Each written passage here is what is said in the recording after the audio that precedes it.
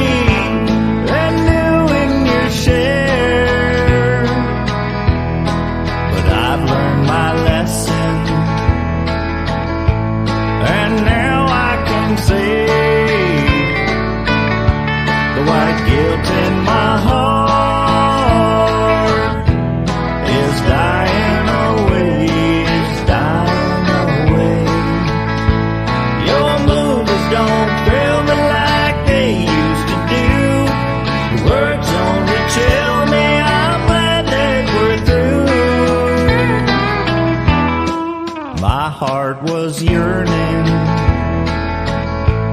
but now I can see the white guilt in my heart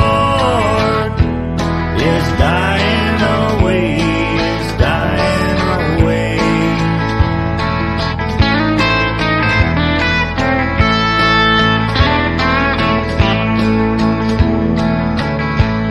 You fooled me a while. You thought you were wise. You even believed I fell for your lies. But the tricks turned on you. Now gladly I say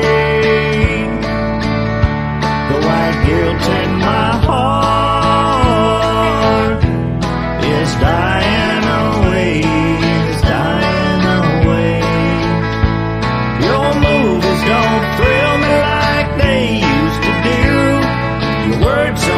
Chill me, I'm glad that we're through. My heart was once yearning, but now I can't. unsaved. The white guilt in my heart is dying away, is dying away, is dying away.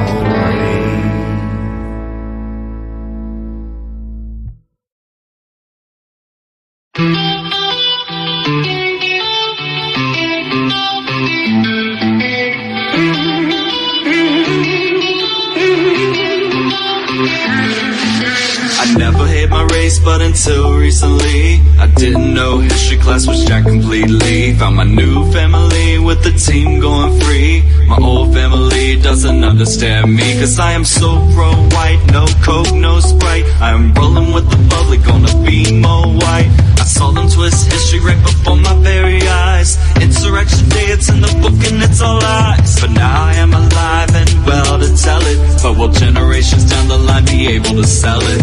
I've always been a thinker on the search for both sides, but they label me an outcast and they cannot tell me why. Guess I'm just a black sheep, white boy who doesn't hesitate to make a lot of fucking noise. I'm the black sheep, white boy, and I wouldn't change a thing if I ever had the choice. Cause the red's the color I bleed. Yes, we all do bleed red.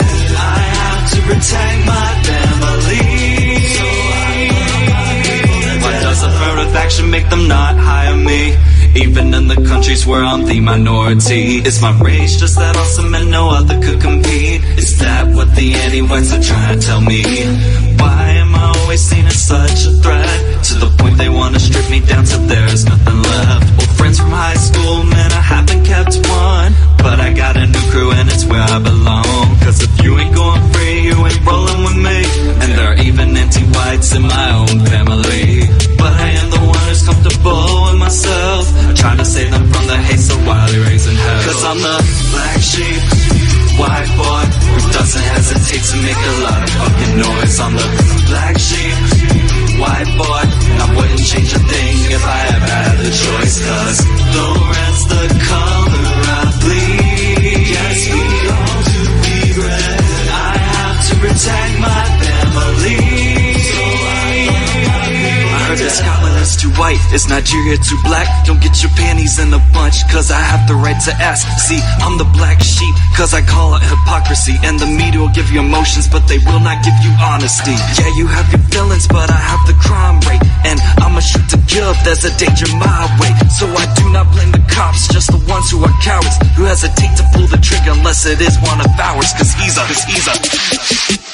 black sheep, white boy who doesn't hesitate to make a lot of fucking noise. I'm the black sheep, white boy, and I wouldn't change a thing if I ever had the choice. Cause the red's the color I bleed. Yes, we all do bleed red. I have to protect my family. So I love my people to death.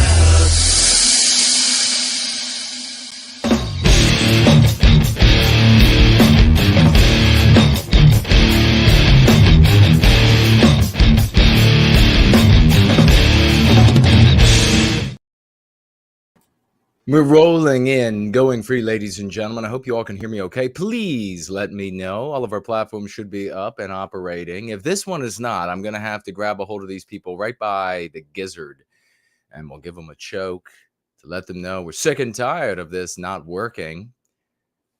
When I get started here, things have to serve me properly, because if they don't, how can I serve white well-being properly, right?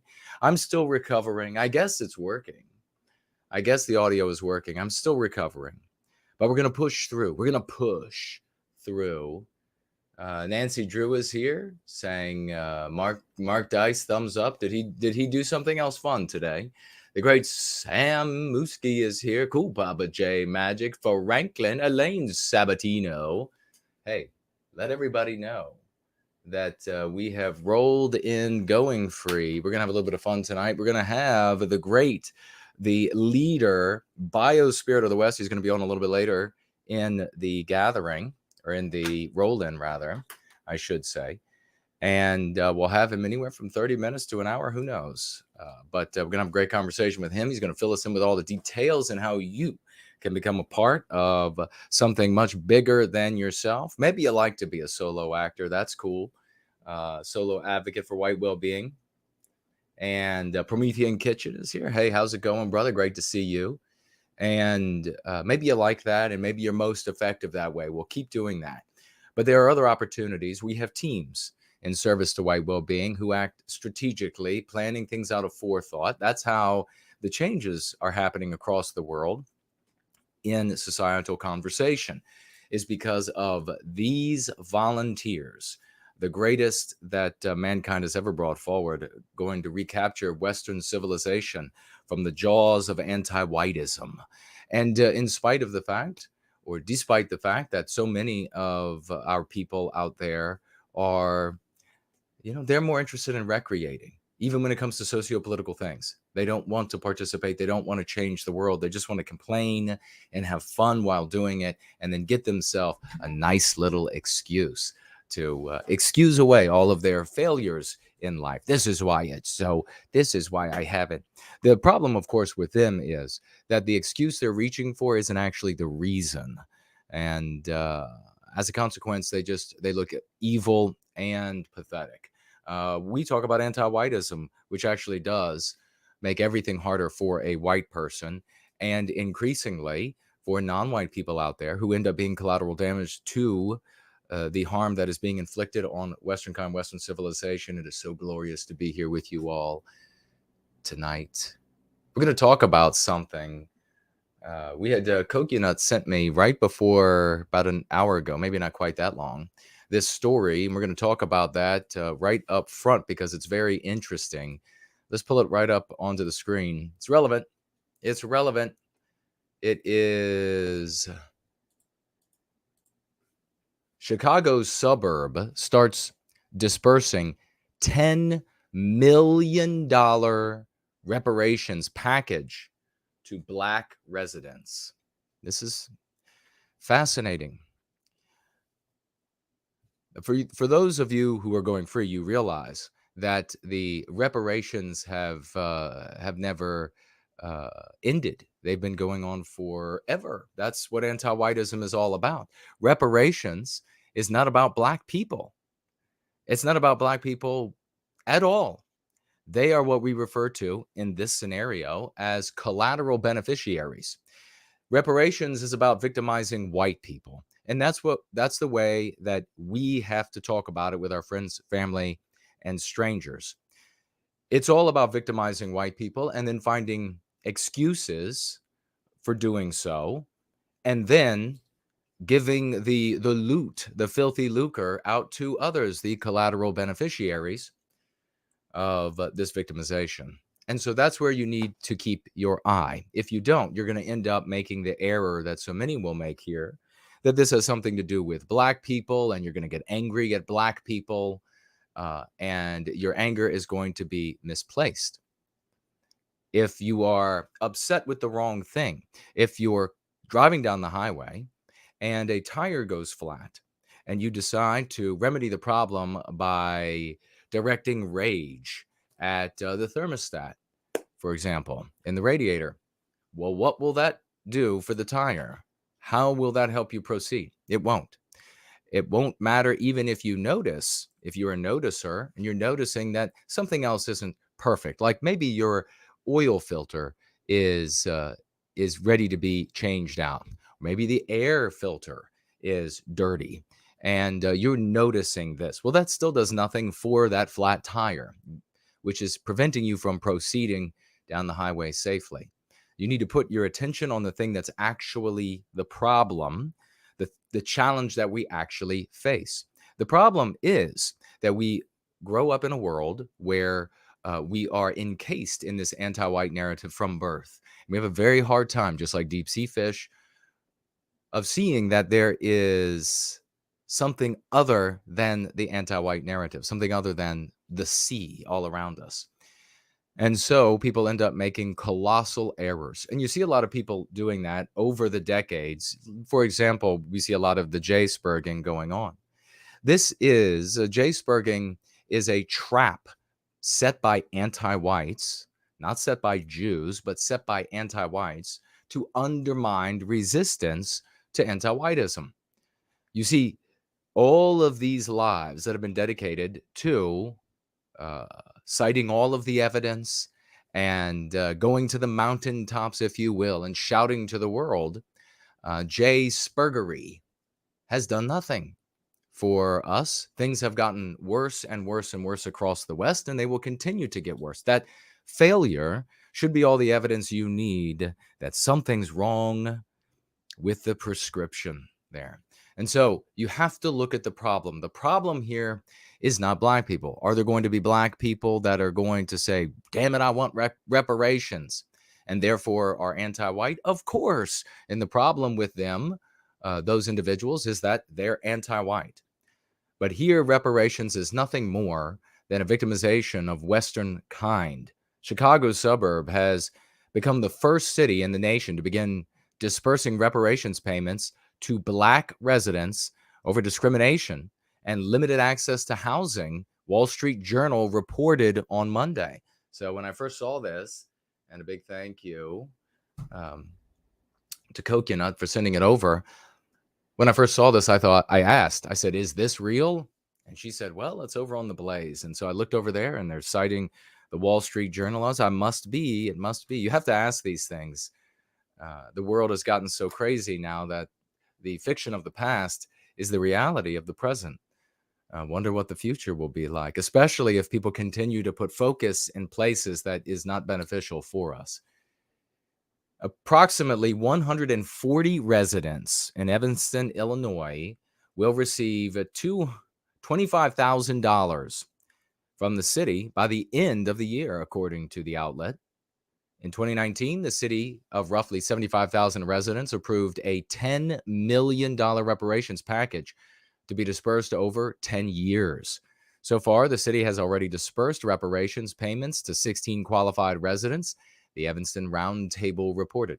This will never end. So for all the women out there of both sexes in the white race, this will never end. So you say, well, this will be the end of it. They'll get paid back, and then that's it. Then no more. No, this is like the conservatives, leadership, talking heads, cuck-servatives that they are. This is them saying, all we need to do is say no, no more. I keep getting these commercials from these different cuck-servative outlets, and they play these little blurbs in them, and it is the most nauseating, pathetic, gelded argumentation that one can imagine. And of course, the cuck-servative leadership, they always come right to the most pathetic, gelded thing that a person can imagine. And so they were saying, the guy says, and this is a learned guy, and I'm paying him a big money, I will tell you this. And he says, when these woke revolutions happen, talk about, quote, when these woke revolutions happen, close quote. Really, when else has this happened in history? Why would he approach our actual victimization, abstracting reality into a fantasy of where other woke revolutions have occurred and how it's been handled? Well, how many other planets? Planet Xenu? What other planets has this happened on, conservative leader? What other planets, and how did they remedy it there? Thank you so much for doing that deep research and then sharing with us the remedy to the woke revolutions when they happen. This is what's done. And what was his answer? What needed to be done? Everybody needs to say no. Shut up. That's more pathetic. That's more pathetic than when all the anti-whites claimed that just saying no to drugs wasn't going to work. It worked for a lot of people who didn't want to use drugs. They were like, no, don't want it. But everybody's doing it here. No. Now, that's not what happens in socio-political issues. And that's why you don't go to the conservative leadership for direction on what to do. You come here. This is where we win. This is where we will continue to win.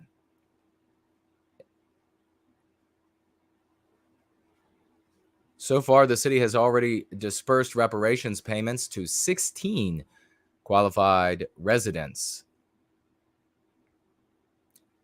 The Evanston Roundtable reported. Individuals must have been at least 18 years old and resided in the city between 1919 and 1969 to qualify for the payment. So you're a homebody, you don't want to move, you don't like to move. That's cool. The white race will be fleeced to give you money. That sounds wonderful, doesn't it? It's not over skin color.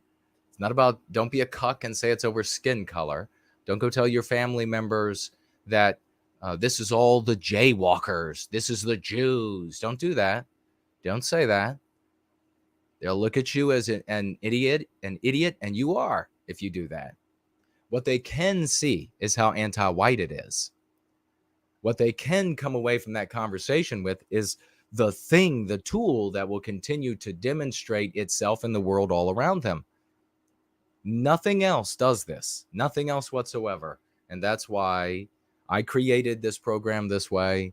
And that's why so many brilliant people across the white sympathetic sphere, implicit, explicit, have come here to participate. And these champions are the ones who are bringing it to the world. And we're going to be talking to one of the big leaders a little bit later, BioSpirit of the West, doing remarkable things. And I want to see everybody get involved where they can get involved.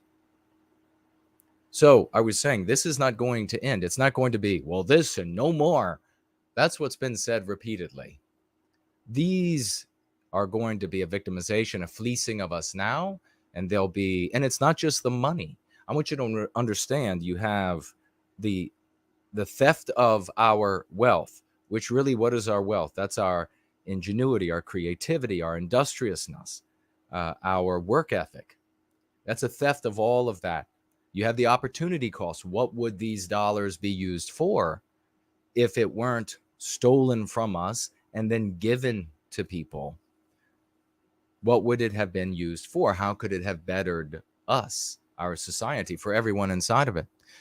You have something even deeper than that. You have a breach of societal contract between the white race and the United States. You have a breaking, an eroding, and a total breaking of a system of checks and balances in a sort of a nebulous area, a semi-nebulous area of morality and ethics.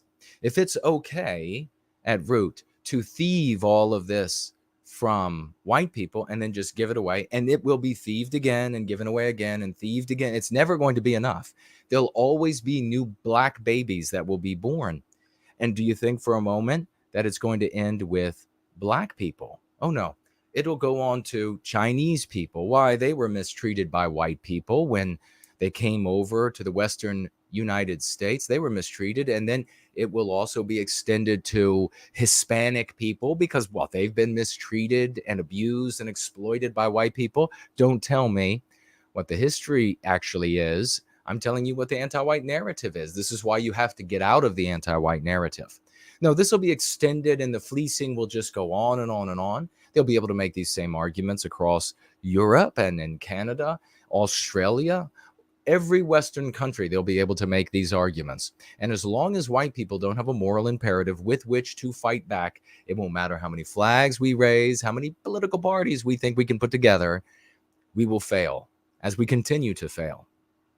And it won't matter which other groups you want to blame, because we will fail as we've been failing, as you will see continue to fail using that line of thought. So this is supposed to be, let's see, city officials anticipate that the entire program will be funded in part gradual real estate transfer tax. Okay, so that means how many white people out there keep seeing massive increases on their real estate, their property that they own? Well, all of us, because this is one of the ways that anti-white governments, county, city, state, region, parish,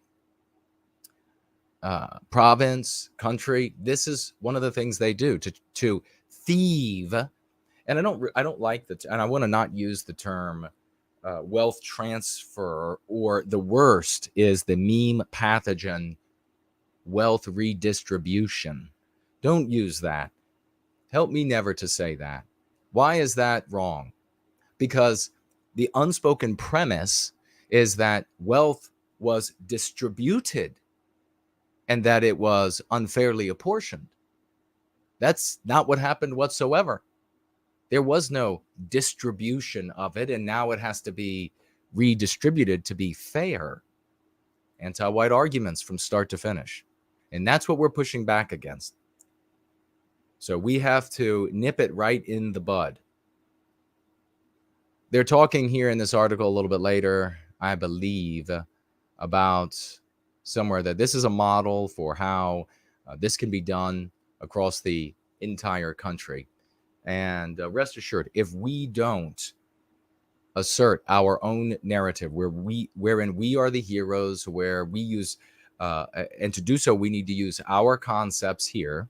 If we don't assert that narrative in these conversations at the water cooler, the lathe, and the dinner table, these things will happen, and they will happen at a quickening pace.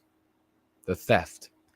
Back to my point, and then we'll get on to our next item here today, which is this hobbling, blind attempt to push back against the anti-whiteism. People need to hear from us, and we should talk about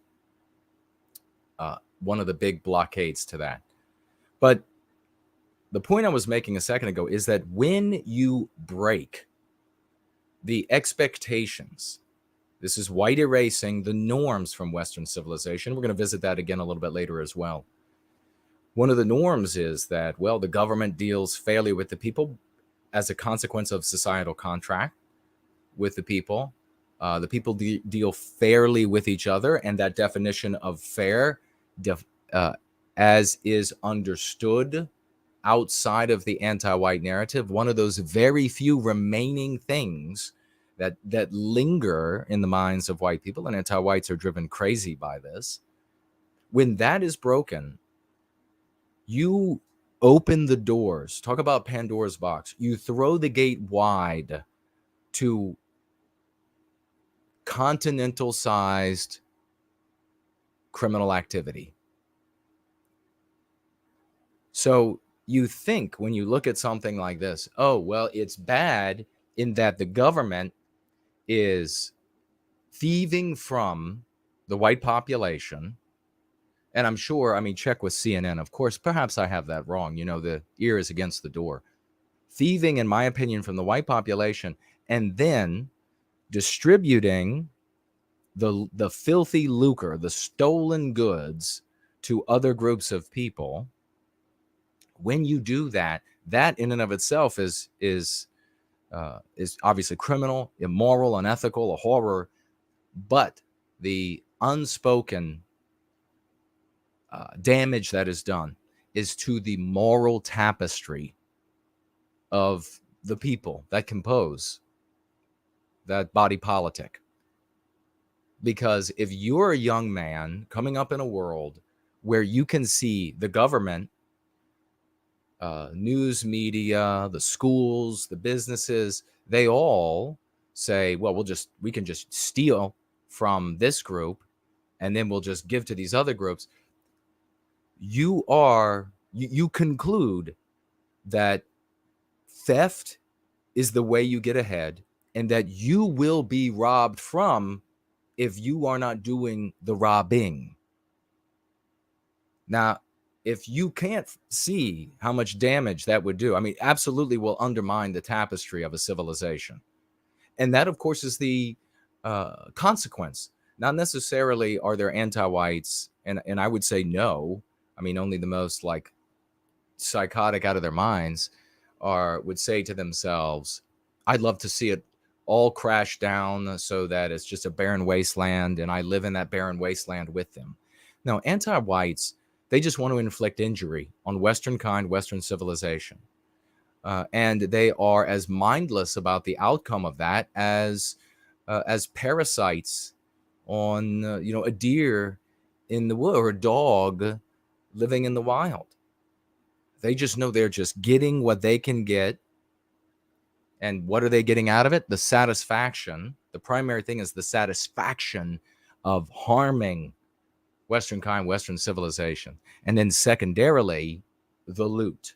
the white women, etc., the jobs, the prestige, the scientific advancements primarily advanced by white people, that you then end up being the recipient of that.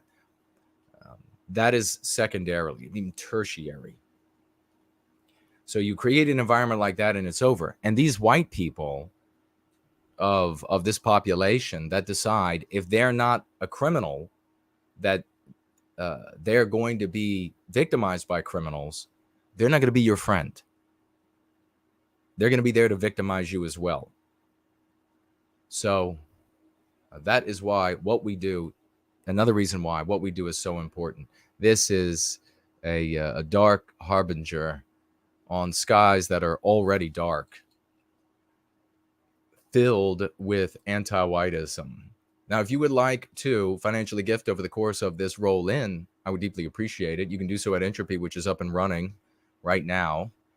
The link to Entropy is below. You may also do so at Cash App, where you can financially gift in cash, like Entropy, but also in cryptocurrency or two or more.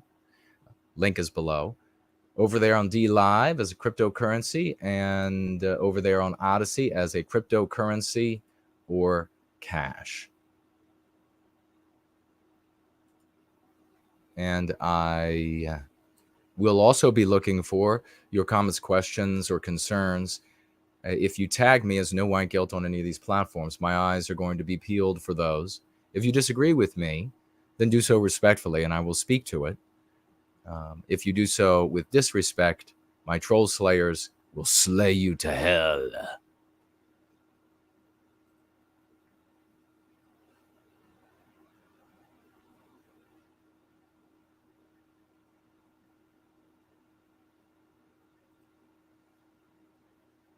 Get a little drink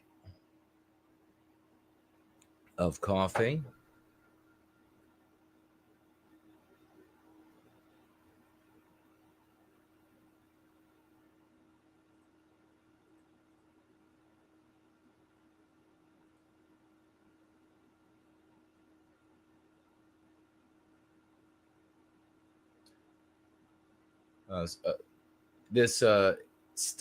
Somebody in the live chat is misunderstood or is misrepresenting. I don't know which it is. So you can clear it up whether you misunderstood or misrepresenting. But at no point did I say anyone who is new to learning the Go Free method is suspicious. So we want people learning the Go Free method and implementing it in their lives, because that's what's changing the world.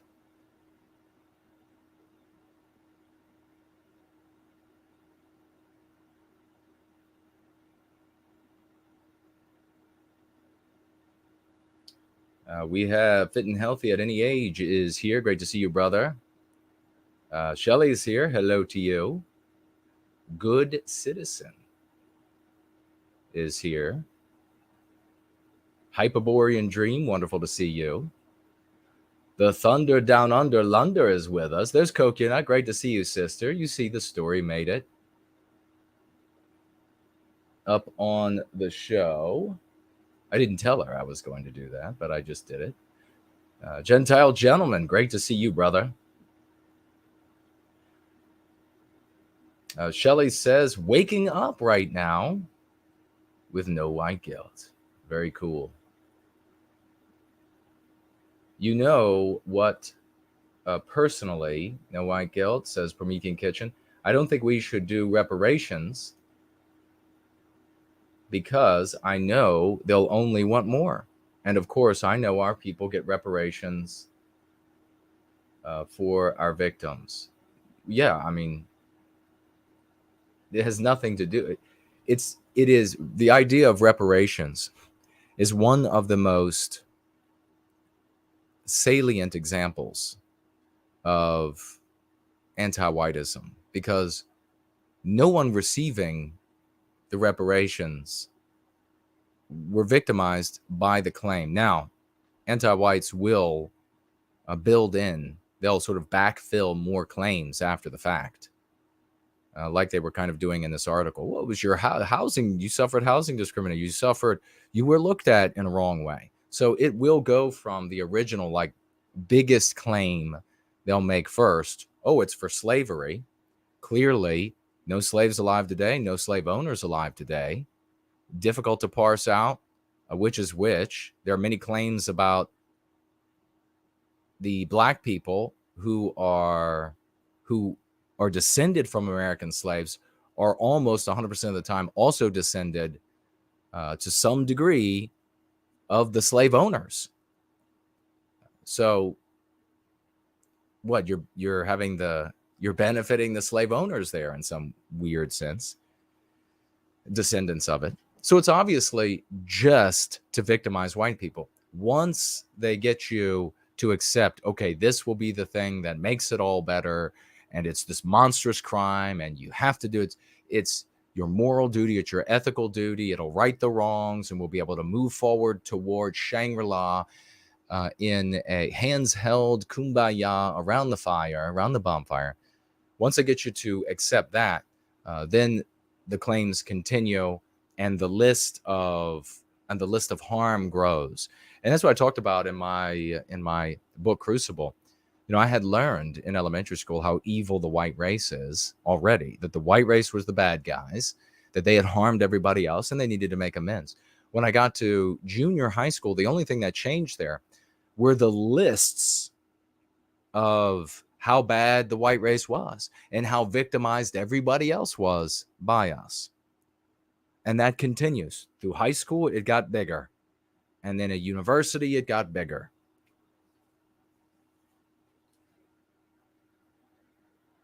Great to see you, Gentile gentlemen. Hello to you. Thomas Payne is here. Hello to you. The Owning the Anti-White Goblins is here. Wonderful to see you, brother. I would be the first on the chopping block with the slave thing. He says he did have ancestors that owned slaves. And are you a billionaire today? I mean, you should be, according to the anti-white narrative. I'm guessing you're not. John is here. Yes, ultimately, John's asking, is the word reparations a meme pathogen? Yes, in its application, it absolutely is. Where else do we encounter the word reparations? When you think of reparations, what do you immediately think of? That tells you then that it's part of the anti-white narrative. You've heard it again and again. So much so that this is what this now means. So, yeah, absolutely. Unfortunately, I have dinner plans tonight, writes Elaine, but I'll check in when I get into town, Jason. And fam, well, big hello to you, and have a good time. Be safe. Kalamp is here. Wonderful to see you. Haven't read your name in a while. Nanam is here. Hello. Says that he's black. Well, welcome. Cassie is here. Welcome to you. Great to see you, sister. Sir Francis Drake is with us as well. Hello and welcome. Yes, I haven't had a chance to look at it, Promethean Kitchen, but I absolutely saw it, and I will indeed. Ivan is here. Ivan, hello, Ivan. We got some piano keys and notes from Samuski. Anders is here. Hello, Anders, and welcome. Oh, here's the Unifiers with us, and plan on having her a little bit later this week. It's going to be epic. So keep an eye out for that. Why don't we go ahead, and I'll continue to look at the conversation, the live stream. We also have wonderful comments that I would like to get to, either before or after we have BioSpirit of the West on. But let's keep moving. So I wanted to bring this to your attention. And we'll get on over to, where is this story? Not that story, this one. Well, did you see this, ladies and gentlemen? Where is it? Is it up for me somewhere? Maybe I should move it over here. Too many monitors. Too many. Do you have any questions about the reparations thing? How you're going to use it with your family members? Maybe you got somebody at work that you think you'd really like to use it as a fulcrum to introduce key concepts, and you're not quite sure how. Tag me or ask other people in the live chat, and we'll see if we can't get to it. How does that sound? All right, I'm trying to build my energy back up. I'm building it back up. I worked out today. Sick. I worked out today. And when you're sick and you work out, you could just feel it's like blood running out of your body. It's like on the floor. It's like every set. And then you got to try to reach inside of you somewhere, and you're like, all right, how do I put the coal to it? What do I got to get mad about, or whatever it is, to get some energy going? And then you rock. But I mean, squats and everything today. So, and you know how taxing squats can be. Who works out? Who works out here?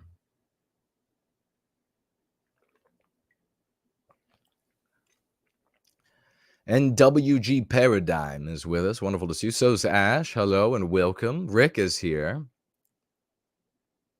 So Rick says he's 59 and he's still hitting the workouts hard. Good for you, man. That's fantastic. We know Fit and Healthy at Any Age works out. Says, seems like you have had some illnesses lately. Reach out to me and I'll help you get super healthy. Well, actually, this cold occurred right on the tail of that injury to my throat. But other than that, I'm making a comeback. I'm totally glorious to behold. All right. Thomas Bain, hello to you, sir. Ivan needs to work out. My gulag-looking physique isn't doing Ivan any favors. That's fantastic. Well written, sir. Fit and Healthy at Any Age says, damn right, he's 48.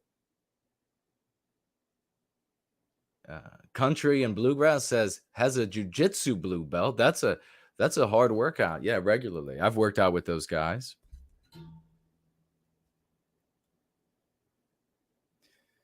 Yeah, don't stop. Don't stop. Don't go crazy. I mean, if you want to go crazy with your workouts, you can, but just don't quit. You can, just like your advocacy for why we win, you can throttle it up, you can throttle it back, but it's a lot harder to start again. That I've watched people. I never stopped. The only pauses that I've had is when I've had serious injury that prevented me from going to the gym or working out really anyway. But then I was right back at it. Just make it a habit. And just then it becomes like the background of your life. And it's like everything, it's got to be about the journey rather than a destination. If it's about a destination, you'll never enjoy the successes, because you have the big destination. You're like, you're perfect, whatever it's going to be, right? So you gotta enjoy the journey. Promethean Kitchen says he joined a gym since he needs to lose a few pounds. Well, good. That's fantastic. Wonderful.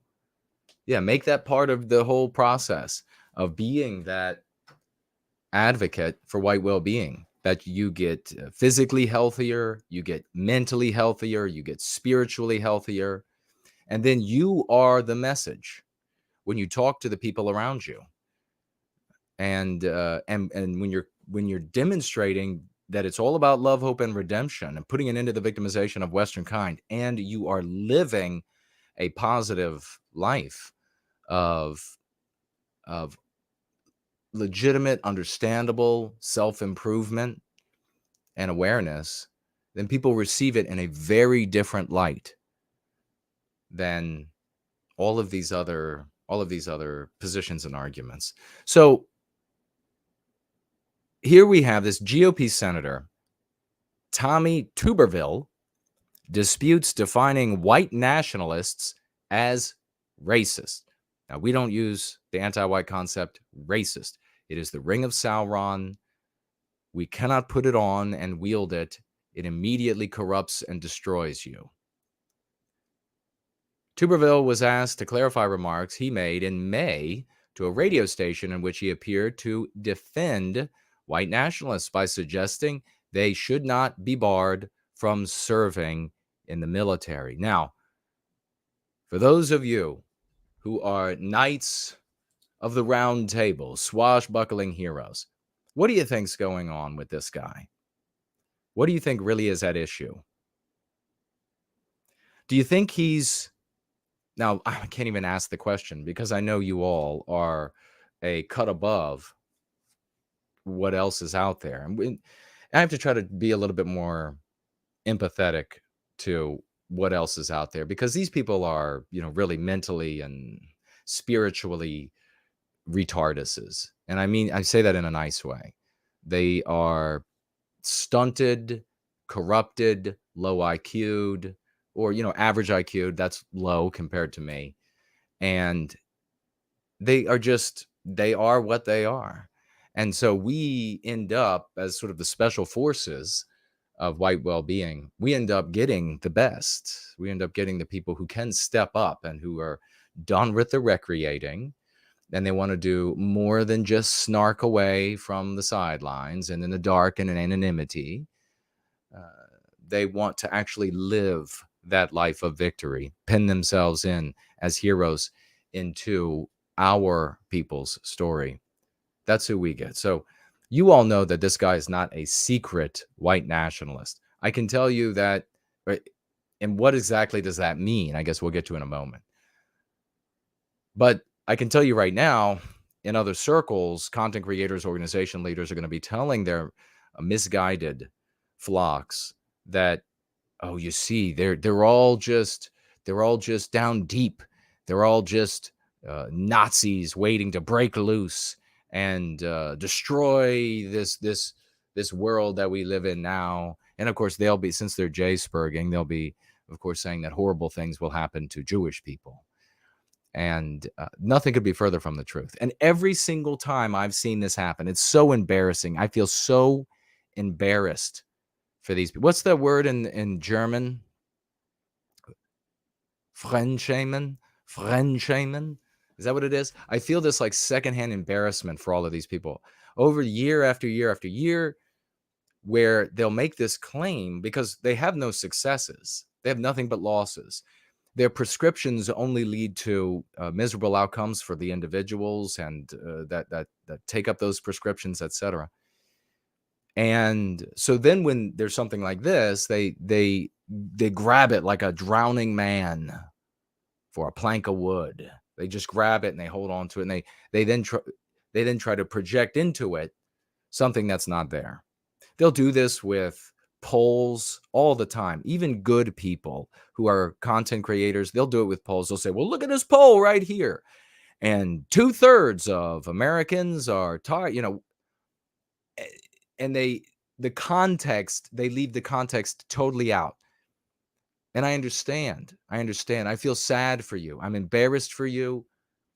In many cases, I think these people, they know the context, but they are intentionally ignoring it. This guy is not concerned for white people in the way that the various interpretations that are going to be given about this. This guy is fumbling through his growing resentment and resistance to the victimization of white people. Now, anti-whites, we get back to, what does white nationalists mean? The average person out there in the world when they hear white nationalist, that is tantamount, equal to, same as neo-Nazi, Nazi, fascist, and what do all these things mean? Murderer, victimizer of children, victimizer of peoples, thief of peoples, of individuals, on and on and on. Reprobates, psychotic, devious. All of these associations are baked into their understanding. So I know that there are people in the white sympathetic sphere who call themselves white nationalists. My suggestion to you is that if you want to do that in private, I guess, but that concept does not mean what you think it means. At some point, and this is where it gets kind of complex, and a lot of folks lose the thread. So how can I put this? This is a case, and there are many like this, where the anti-whites have redefined, or indeed, I haven't researched the concept white nationalist to see exactly where it started. I would not be surprised if it was part of anti-white fiction before it was being used. I in fact, that's where I would probably put money, but I don't know for sure. But the bottom line is that it means evil in the minds of the masses. And of those masses, there are a lot of people, many millions, that you need to persuade. You need to convince to stand with us against the victimization of white people on the basis of our birth, which will benefit everyone of all races who lives in the West. So, if the anti-whites, I guess I just put it this way, if they decide to wed pedophilia with white nationalists, are you still, and you know that people around you are going to conclude that you're also a pedophile by saying you're a white nationalist, are you still going to call yourself that? Maybe that's a way to really get the point across that when the anti-whites own a definition like you have here, you don't get to change it. You can only walk away from it and then have it fall blank on invisible victimizers. Don't be that villain in the flesh in the anti-white narrative. Because, again, when you're saying that you're a white nationalist, the entire audience is seeing monster. They're not seeing whatever you think it means. So here you have this senator, and like a lot of white people, rightly, are getting fed up with the victimization of our people. And for a very long time, and still, of course, to this day, we have to continue pretending like everyone else is victimized, and we're riding high. Everything's good for all white people, and we should be victimized. It should happen to us. While at the same time, knowing we didn't get into the school we wanted because they were discriminating against white people, particularly white males. It was difficult to impossible to get the grades we wanted because of all the discrimination against white people, because of the things we were expected to say, the hatred of ourselves, the hatred of our people in every single class and subject, etc. We didn't get the job we wanted, or any job at all. Didn't get the promotions, didn't get the raises, didn't get the loan, the personal loan or business loan, didn't get the federal support. All of these things discriminated against on the basis of race. So we see it's happening. We know it. And we are subjected to this psychological terrorism, this anti-white psychological terrorism. And people are lashing out.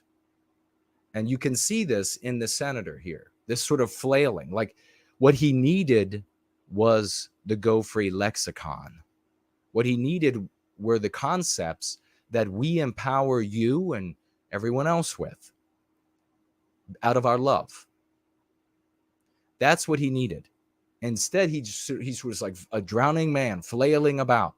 He wanted to say that you all are a bunch of anti-white bastards. This is anti-whiteism. That's what he needed to be able to say. But instead, all he could try to say is, well, that's how you're going to define white nationalism. This was a tantrum. It was just a tantrum. So let's take a look.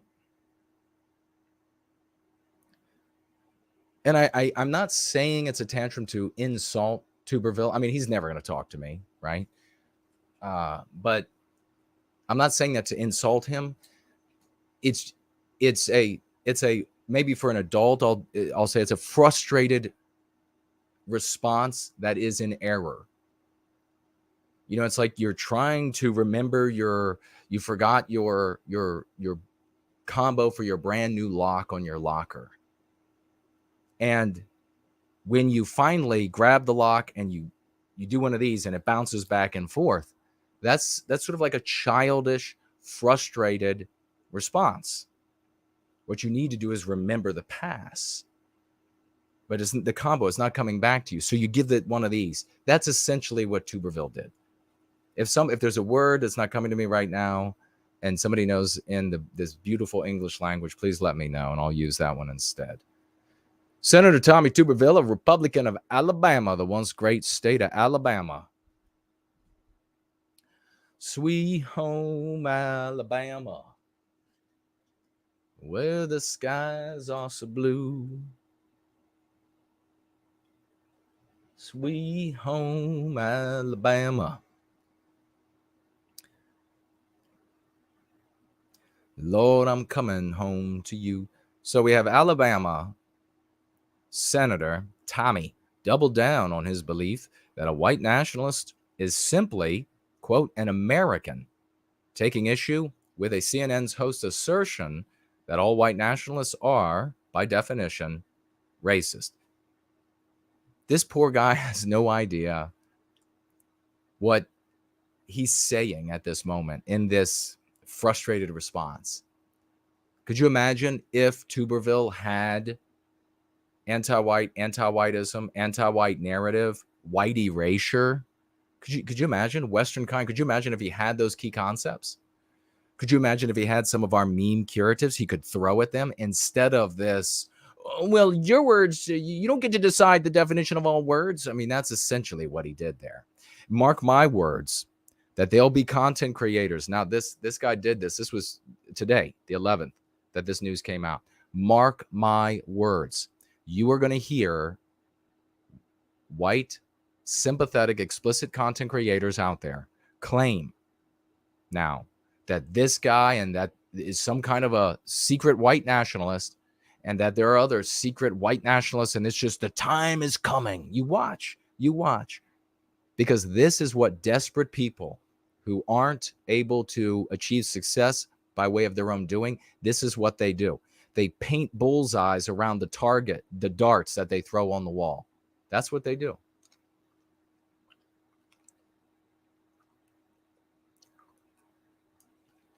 Tuberville made the comments in an interview on CNN's The Source with host Caitlin Collins. When asked to clarify remarks he made in a radio interview in May, in which he appeared to defend white nationalists by suggesting they should not be barred from serving in the military. Now, let's watch this little ditty here. And you tell me, this guy does a good job. I mean, like a solid Alabamian. And I salute him.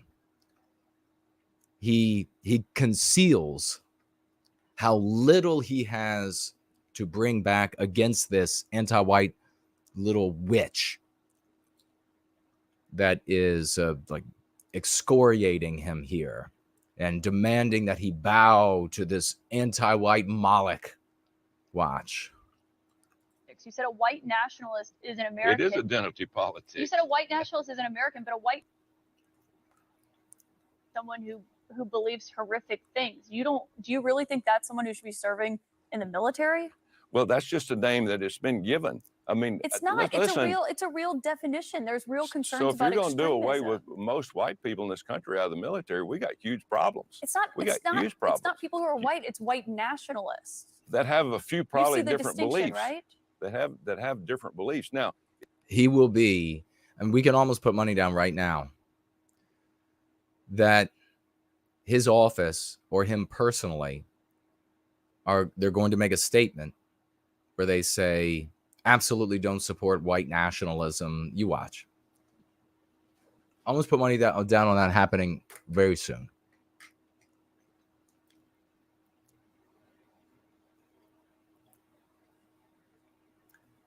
if racism is one of those beliefs, I'm totally against it. I am totally against racism. Okay, so there he jumps in to kind of protect himself. Like, hey, wait a second. I pushed back because I'm getting angry about being manhandled by anti-whiteism. He didn't know the word anti-whiteism, though. So he pushed back and he tried to say, you don't get to decide the definition of all words. And then he's trying to now save himself. He's like, whoa, if racism is part of it, then no, I totally reject that. But that there's is a lot of a people white, that a believe white in different nationalist things. is racist, Senator. Well, that's your opinion. That's your opinion. But if not it's an opinion. racism, I'm totally against it. I am totally against any type of race, or any type of racism. I don't care what it's in. Okay, Senator Tom. Okay, that was that. That was the clip. So, first of all, I'm totally against any type of racism, Tuberville said Monday, adding he was a football coach for 40 years, was around many people of color during that time. Oh, good for you. Do not say people of color. It is a mean pathogen. It's anti-white. It excludes white people from humanity. It's disgusting. And when somebody uses it around you, you point that out. You put them off balance with it. It's disgusting. It's reprehensible. Don't say that around me. You do not exclude my people from humanity with that statement. The senator accused Democrat lawmakers of engaging in identity politics. Well, has that worked at any point? Has that the dullest of all spears or swords? Has that? It's actually a Nerf sword that the Republicans wield. You're just using identity politics. You need to stop. After decades of losing to identity politics. So what is he pushing for? When you complain about identity politics, what you're pushing for is selfish individualism. Well, nobody else is that dumb except for the white race. No one else. So stop complaining about identity politics and start embracing that the individual white person, Westman, his or her well-being is only achievable by way of our people's well-being. Period. End of conversation. It's been demonstrated. It's in the stars. If you need me to come along and say it now, well, then you are blind. It is in the stars, my friends. It is in the stars.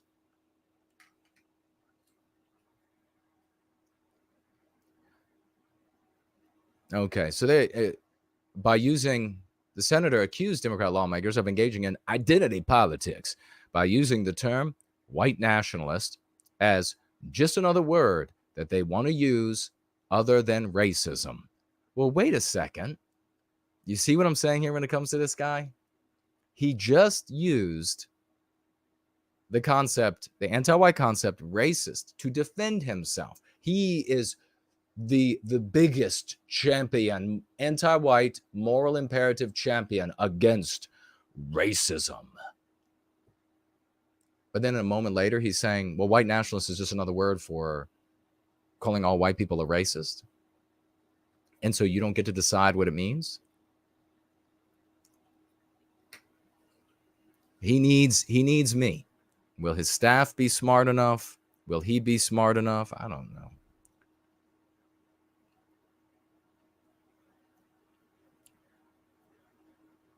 Collins, however, pressed Tuberville again on whether he believes white nationalists should be able to serve in the U.S. military. If people think that a white nationalist is racist, he says, if people think that a white nationalist is racist, I agree with that. Quote, a white nationalist is someone who believes that the white race is superior to other races, Collins replied.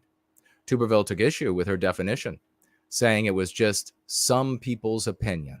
This is his frustration, throwing the lock back because he's tired of getting manhandled by other people's concepts, anti-white concepts.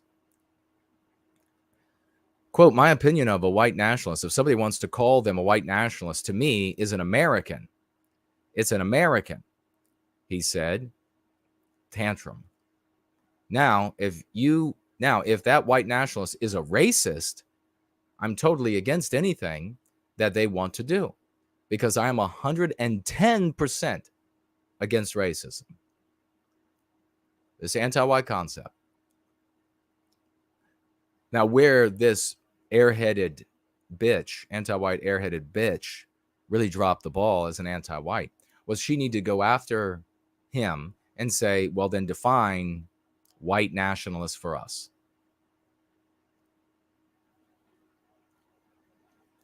Tuberville then said, if you're going to do away with most white people in this country, now you're getting closer to his actual anger, his actual resentment. He's not an endorser of neo-Nazism, Nazi LARPing, ethno-state, white nationalism. He's not an endorser of those things.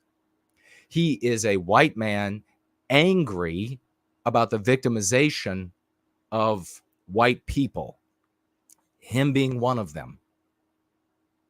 That sentence there says it all.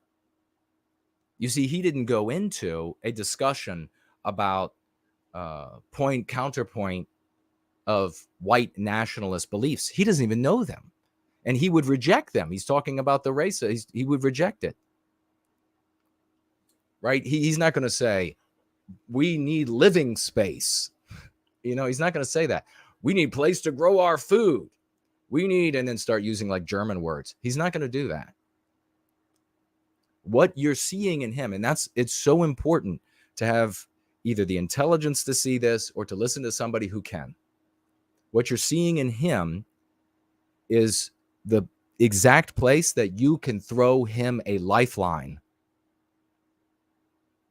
And if he takes that lifeline, concepts, dialectics of the Go Free method, then he empowers who knows how many people end up hearing his speeches and etc. You see the difference?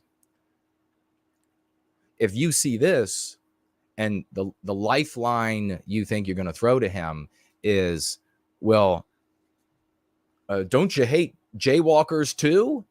Or don't you want a Nazi LARP with us? Come on this way. He's not going to take that.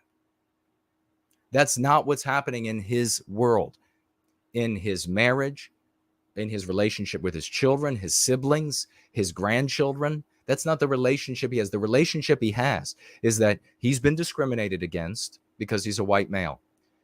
He knows his sons or nephews or whatever, they're being discriminated against. He knows that the grandsons and increasingly the granddaughters, the ones that are white at least, are going to be discriminated against. They're going to be persecuted. He can look it around. He can look right up at the Chicago news like we are.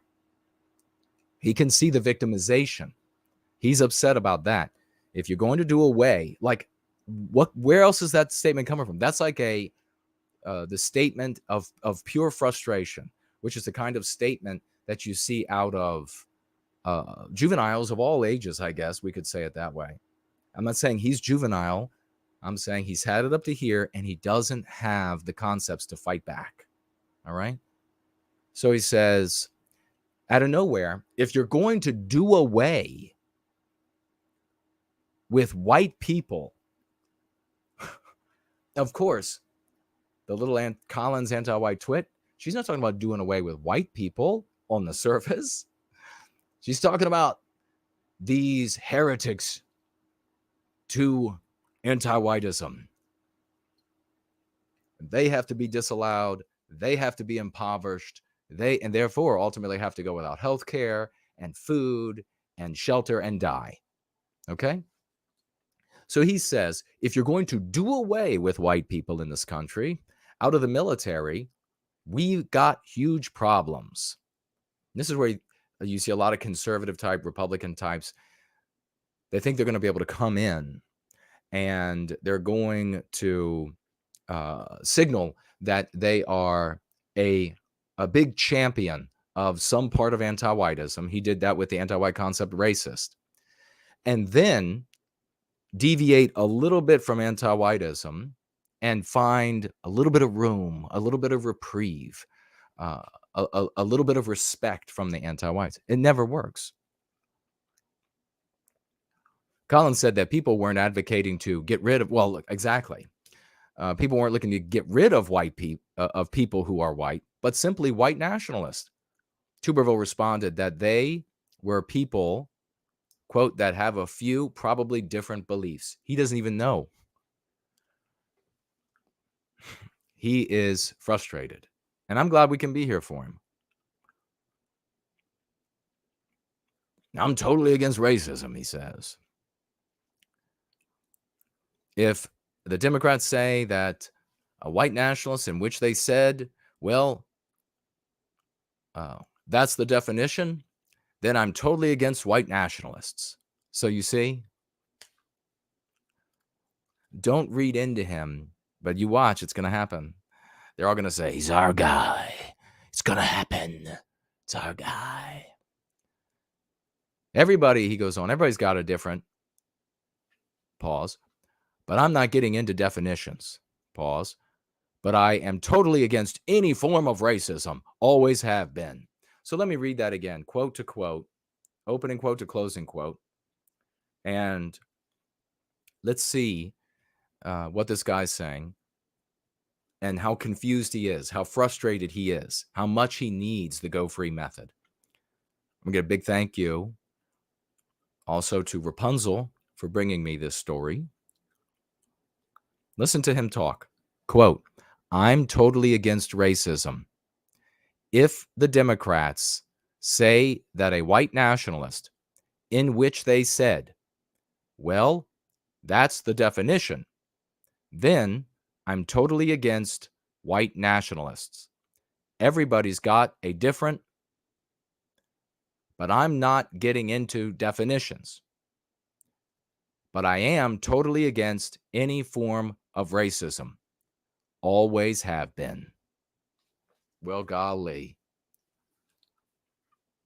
It's like that anti-whiteism has gotten in there as deep as an Alabama tick. It's never coming out. So we can help these people. How might this have worked out if Tuberville had been a knight of the round table with all of us? He would have gone after Collins. He would have made her look like a silly little twat that she is. Why are you people so anti-white? Well, we're not anti-white. Any white person who's not anti-white enough, you're going to call a racist. Any white person who's not anti-white enough, you're going to call a white nationalist. Why do you hate white people so much? You know, white people are good, wholesome, beautiful, wonderful beings without being anti-white. Don't you agree? If you don't agree, then why are you such an anti-white pig? You know what would happen? It wouldn't matter where you are. If he said that, it wouldn't matter where you are on planet Earth or on the space station. You'd hear cheers from Alabama. And then that would grow outward. God, I'm good.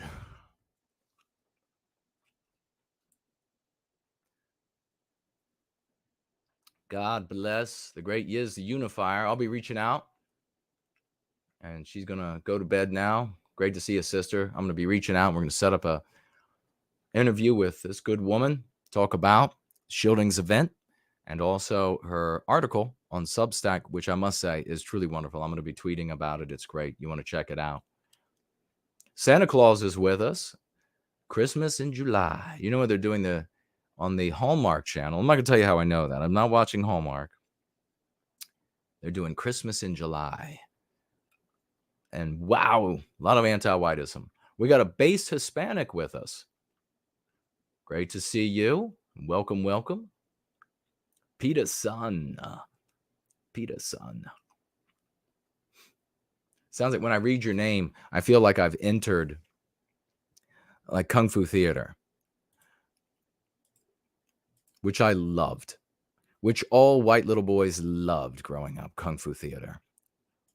It's just a fact. I'm like, Peter-san. That's my culture. That is my culture. I can't appropriate it. I grew up with Kung Fu theater.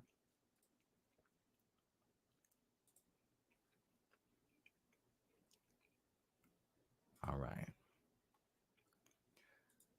At the bottom of the hour, or roughly there before, we're going to have BioSpirit of the West. Actually, let me check here because I sent him a message about what did he want to do tonight? Did he want to be on the phone?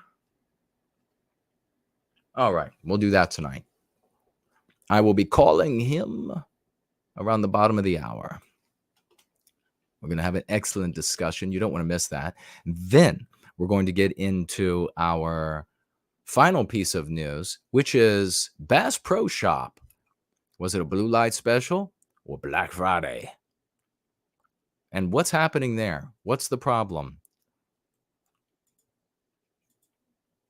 We have over here on Entropy. Well, actually, I don't know. Let's make sure that this is not from Sunday. So let's do this. And then we'll go to this. And we shall see the dates. Okay. Nothing on Entropy. Entropy is blank. And I only see one person over there, so I don't even know if it's working. I might be the one person. D-Live is blank. Odyssey, blank. But hello to anybody who shows up on those platforms in replay or not, or otherwise. We'll check over here. All right. We haven't missed anybody out on any financial gifting. So we will take a look at your comments and some of these comments in the thread from the great champs like Lovely Porridge. In fact, we'll read that right now. We'll do this, though. Do we have a nice short?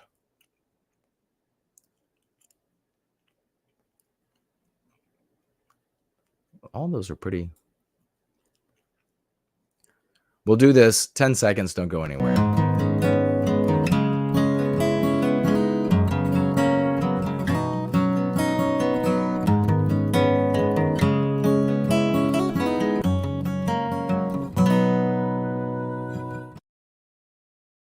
All right, my friends. The sun has set. Things are about to get steamy here outside the nation's capital, Mordor on the Potomac. Lovely Porridge says, I've seen surveys that suggest that the French have the least favorable opinion of foreigners. And you probably heard anecdotes about the disgust when a tourist speaks broken French. But what good has it done the French? Direct this question to white nationalists, which is using that term, who spend their time trying to convince white people to dislike foreigners. Whoa, think about that. For what?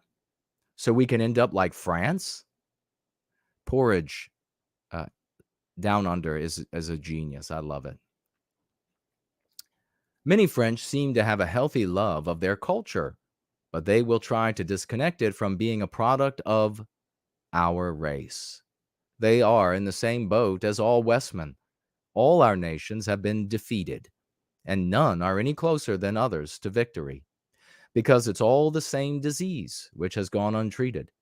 They have to understand this has absolutely nothing to do with the French culture, or French history. You are attacked for being white. Brilliantly written. I love this guy. He goes on, the conservative phrase, quote, we just have to do X, close quote.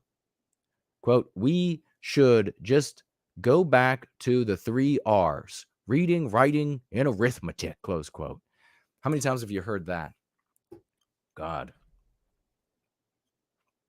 Sounds brilliant and so easy, but who is the we? They make it sound as though daddy has been away, but when he gets home, he's going to sort it out with the naughty little liberals. He's not going to be happy when I tell him what you've done. He's been too patient, but this time you've pushed him too far. It's this deluded belief that we are the establishment who have over-pampered society. But now we must put the foot down and give some tough love. No, we are not the sensible parents. We are the abused child. It amazes me that conservatives can still maintain this belief that it's simply a matter of saying no. And perfectly written, Porridge, because we just got done talking about at the beginning this advertisement of this very educated, high-paid guy, conservative content creator on Fox all the time, big friend of Tucker's, that has said, when these woke revolutions happen, the people just have to say no. That's not how it works. But that's what you continue to get from them. You know what I just remembered? That I have a steak that's cooking. It's in the crock pot. Now, what should I do?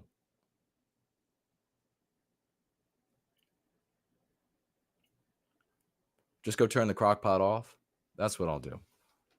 It's been cooking long enough, I think. I'll just go turn the crock pot off. And that'll just take 1 minute. While I'm gone, we will listen to, we'll listen to some of the epic Fournull.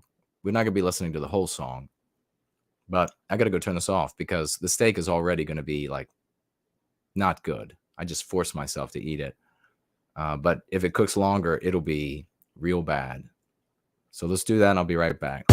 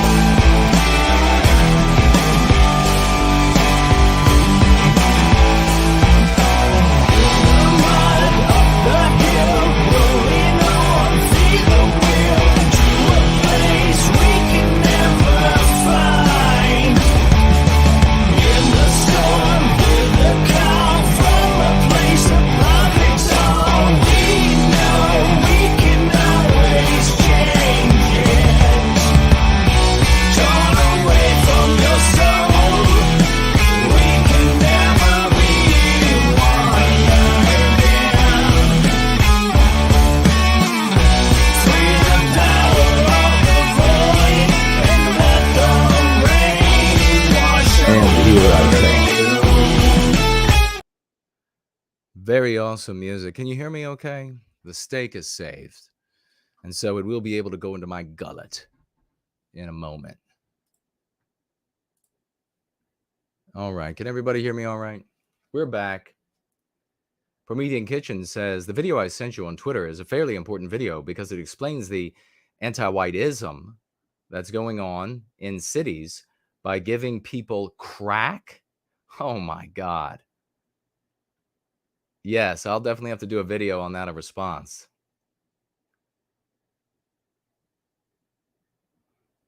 I presume you all can hear me okay. That was the great Four Null. Princess is with us. Hello, sister, and welcome.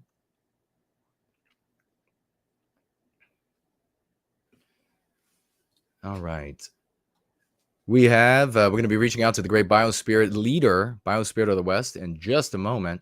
But before we do that, Thor Barson says, anti-white terror troops have, for the last few days, targeted Westmen in France and Belgium, murdering, looting, and bringing down parts of civilization. One white man trying to stop his car, and I don't know about this. I can't read that part. When you let anti-white snakes into your home, expect no less. That man, who now is either dead or maimed, could have been you or me. Anti-whites want every Westman dead. This is very serious. Very well written, brother, and thank you for that. These comments are found in the threads below my videos, sometimes on Twitter as well. So if you would like yours read, then I got my ears getting from the cold, like stopped up.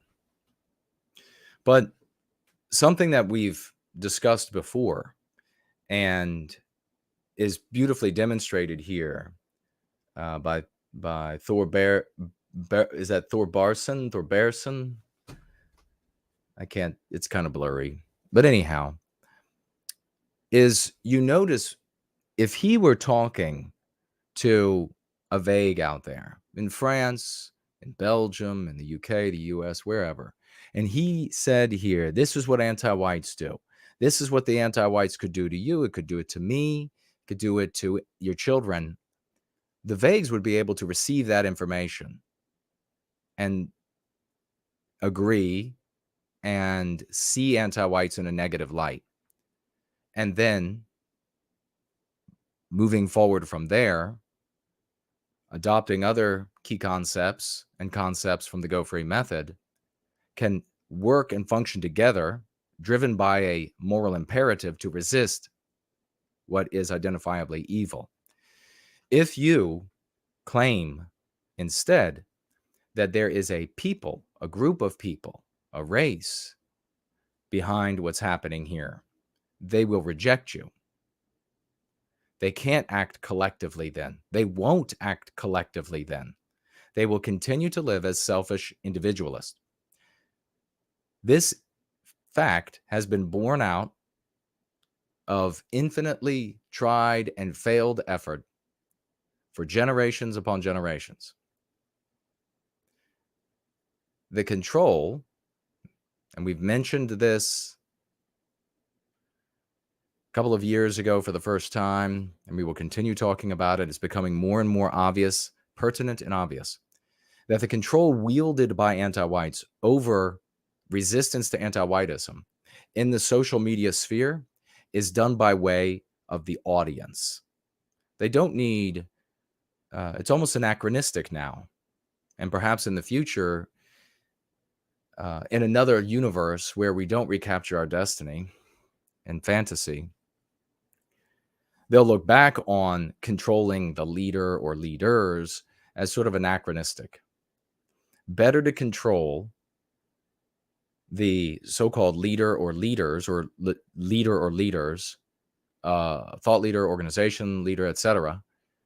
Better to control by way of the audience than from behind the scenes with threats and rewards, something of the past.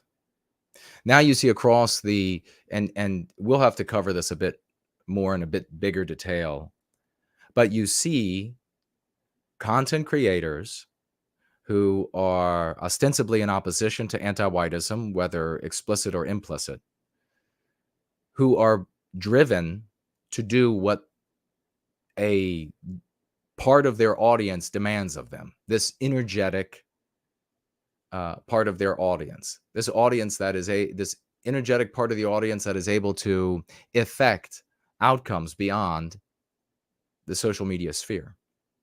They demand guests, they get guests. They demand that certain guests or potential guests are never seen, and they get that from the content creators. It is this fear, it doesn't take much, of upsetting a portion, an energetic portion of an audience that very easily manipulates content creators and organization leaders. And so what will you see? You will see more J-spurging, for example, more and more of it. And why is that? Because it always fails to stop the victimization of white people. Who wants the J-spurging the most? Anti-whites want J-spurging the most. Let that sit inside of you and really come to that realization that, oh my gosh, it doesn't take anything away from how many anti-whites of that group or any other group there are. Because obviously there are anti-whites of that group, and they work with anti-whites within that group, outside of that group. That doesn't take anything away from that.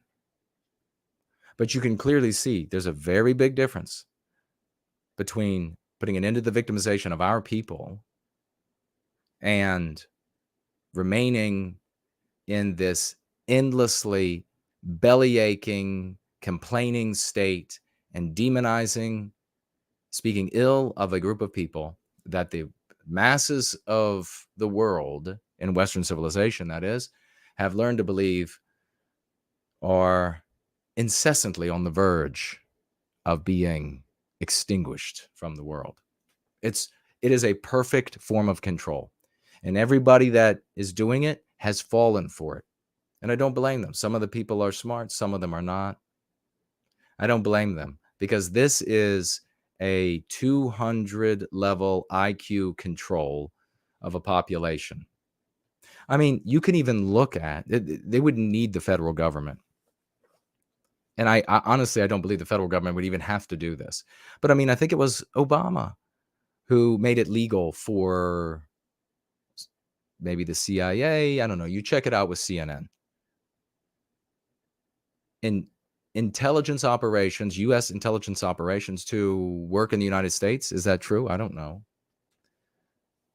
But they wouldn't even need that. Clearly, these are anti-white ops. So it is this base, it is these audience and what they're demanding that ends up controlling. And you see more and more of this. So keep an eye on that. That is the system of control that you will see exercised over the resistance to anti-whiteism, whether it's implicit or explicit. And you will see that level of control get bigger and bigger. It'll get to the point, and I'm opening Skype right now. It'll get to the point where the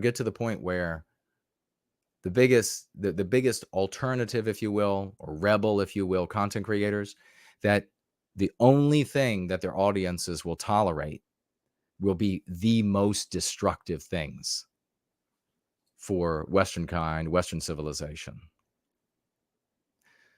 We are now going to reach out to the one and only, ladies and gentlemen, the leader par excellence. We're going to hear from him, BioSpirit of the West.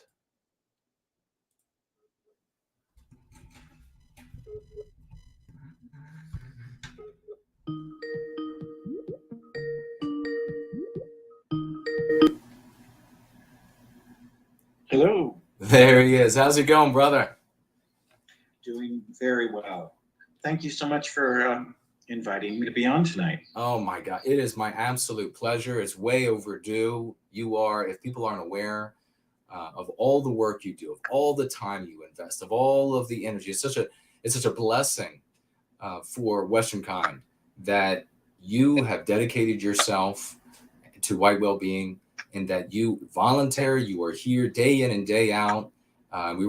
Folks should give you a big round of applause and some raucous emojis for the great BioSpirit of the West. But tonight, brother, the mic is yours. I want to hear what you have to say and what you want to share with the audience. And so I am along for the ride. Well, that's very sweet of you. Thank you. And with those things, I want to kind of step back in time a bit. The current outreach team, the way it is now, has been for about the past 6 months. And before that, the outreach team was led for a number of years by Nationalism. And I wanted to make sure that we thank Nationalism for his many years of service and dedication to the outreach team. If it wasn't for him, I would not be the person that I am in doing outreach. He taught me a lot, and I want to specifically say thank you very, very much, brother. So for those who don't know, the outreach team took a turn of direction around the beginning of the year. And we decided that we were going to do outreach a different way. And we were going to start directing people back to the source, which is you, Jason. Imagine that. We want people to know where Go Free came from. It came from Jason. And so we direct people to the website. We direct people to the YouTube channel. We direct people to Jason's books. And that way, we are bringing more people into the Go Free sphere. And so part of that was your suggestion, Jason, that we start utilizing Twitter. And we made Twitter our #1 focus. So that's where our main energy goes in every day is into Twitter. And that's having very good effects, good results. And then we also opened up the outreach team to pretty much every single social media outlet that you can possibly think of. So we have people on TikTok, we have people on Facebook, we have people on absolutely everything. We have a Quora page now. We have people who are doing Substack articles. We have people who are doing solely comments on YouTube. We have people who specifically focus on content creators to get the lexicon to them. So a question that you had asked, Jason, was who are we looking for in the outreach team? Well, it can be pretty much almost anyone, because as long as you have a grasp of the Go Free method and you are really wanting to work for white well-being, you can be a candidate for being on the outreach team.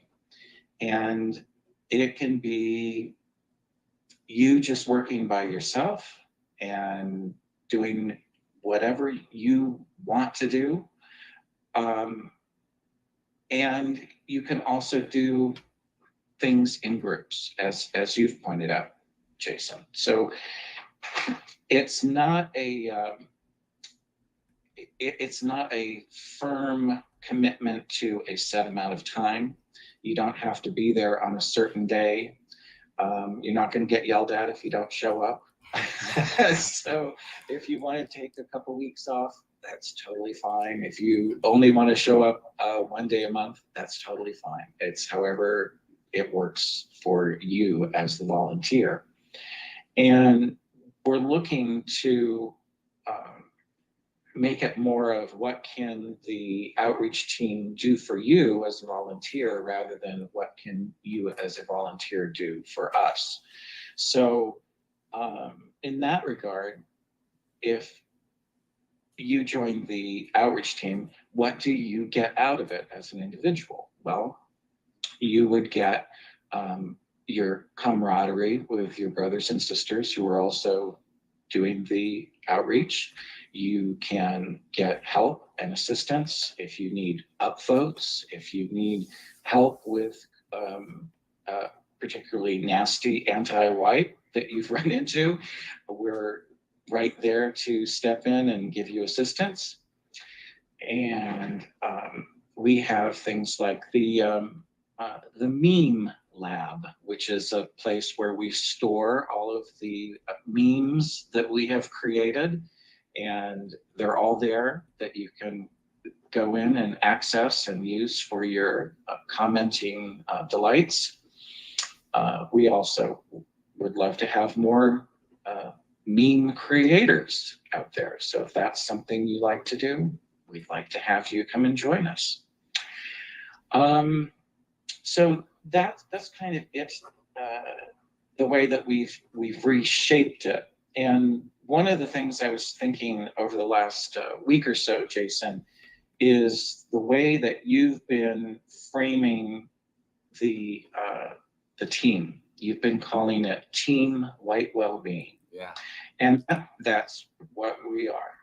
And I've been thinking of it in the same sense as how we talk about Western kind. We are one people, many countries. So Team White Wellbeing is one team, many individuals, and we're all working for white well-being. And hopefully that gives people kind of a sense of what we're doing, that however you want to fit into the outreach team is totally fine. And even the people who are so individualistic that they don't want to even be on the outreach team, I still consider you on the outreach team, by the way. So, you know, there are people I've invited, like JK160, who hasn't responded to me, but we interact with each other every day on Twitter, and it's as if he is part of the outreach team. So, do you have any things that you would like to ask about? Yeah, absolutely. Jason? Without question. And I want to start where you started, I think, and that's thanking for Nationalism for the hard work that he did. And they accomplished this magnificent outreach team did some really great work. And so a big thank you to him. But you coming in have really changed things. And you and I have had some conversations. And this is really important, folks, to really appreciate, if you can, exactly what's happening here, because this is the nuts and bolts. This is the strategy. These are the actions that is changing society. It's changing and how do you change society? With the concepts that society uses. And they can't be random concepts. They can't just be, well, you're going to make up a new word out of, oblivion, just sort of a nonce word for the moment. And that's not how it works. We don't control. And these are conversations that I had, arguments that I had, speeches that I gave over many, many years, that you can't just make words up. You can't just make concepts up and then deliver them to the population in a way that can then take hold and change the story that we're in, because we don't control the mainstream, the anti-white media. Since we don't control that in the education system, they do. They can continue to push things. And even some of the most awkward and outrageous things, like cisgender, for example, that you will hear people who call themselves conservatives will even use this incredibly awkward and ugly sounding concept to describe themselves, to describe the world. This puts them in a story. Now, elsewhere you see, and this is something that BioSpirit of the West is absolutely on top of. Elsewhere you see across the white sympathetic sphere, you see people who can gain a lot of traction, getting into comments or making tweets, saying things that are outrageous. What makes them outrageous? That they are an affront to the anti-white sensibilities of the anti-white narrative. That can get you a lot of likes, that can get you a lot of follows, but it will never benefit us. It will never benefit us white people, Westmen individually. It will never benefit our people, and therefore it will never benefit all the peoples that live in Western civilization. It is just being a child. It's just childish. So when folks get involved, there is a different type of reward here. And that reward is visible by your improved vision upon the world, of the world. As you see clearer what actually changes things for the better for us, you will appreciate more the victories and the successes that the outreach team and your participation in it actually accomplishes. One of the biggest things, BioSpirit, that changes that you made, that I think that I know is so immensely important, is that people have to be to whatever percentage it ends up being, directed back to the wellspring, directed back to the work that we're doing.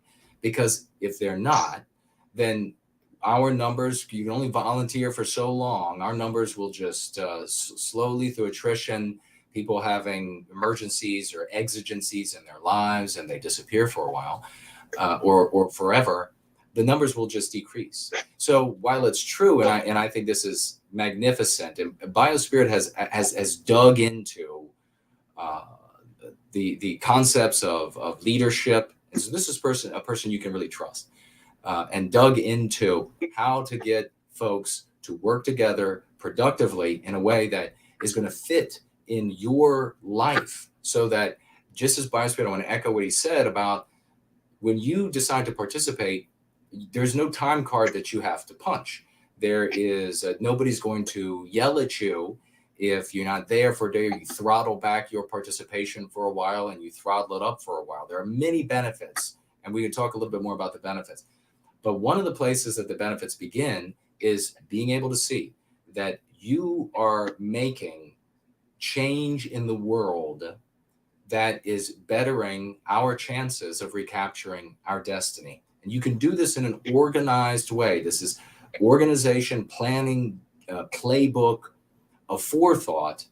And so I wonder if you might be able to just speak for a moment about how you see the difference between somebody acting randomly, maybe somebody, we'll just use here a person who's not using the lexicon, not using the dialectics, acting randomly, maybe acting a fool, maybe snarking, versus people who are using the lexicon, are growing inside of the Go Free method with other champions, the Team White Wellbeing Going Free, and how much of a difference that makes relative to people who are having a laugh, recreating, insulting people on the internet.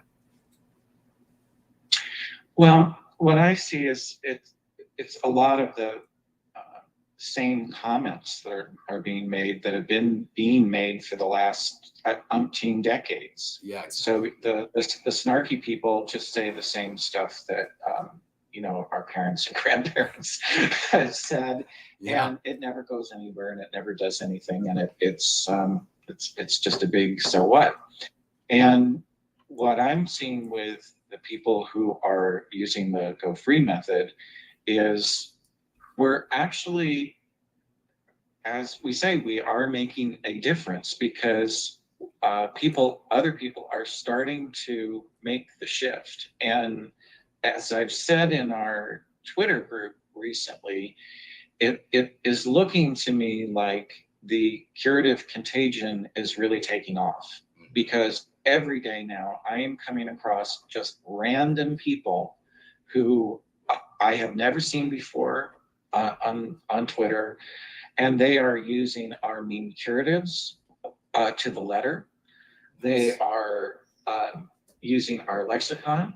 They have at least some grasp of the method, and I'm like, wow. This is how Jason said it was supposed to work, and it's working. So I find that absolutely remarkable. As I've pointed out a couple things to you, Jason, you know, we're seeing content creators who have hundreds of thousands of followers who are using the lexicon now, and it's just accelerating. So I'm very excited about that aspect of it. Oh yeah, that's the thing, BioSpirit, that I think that a lot of people really need to, both those who are advocates for white well-being and those who are kind of on the limb, they're deciding whether or not they want to participate.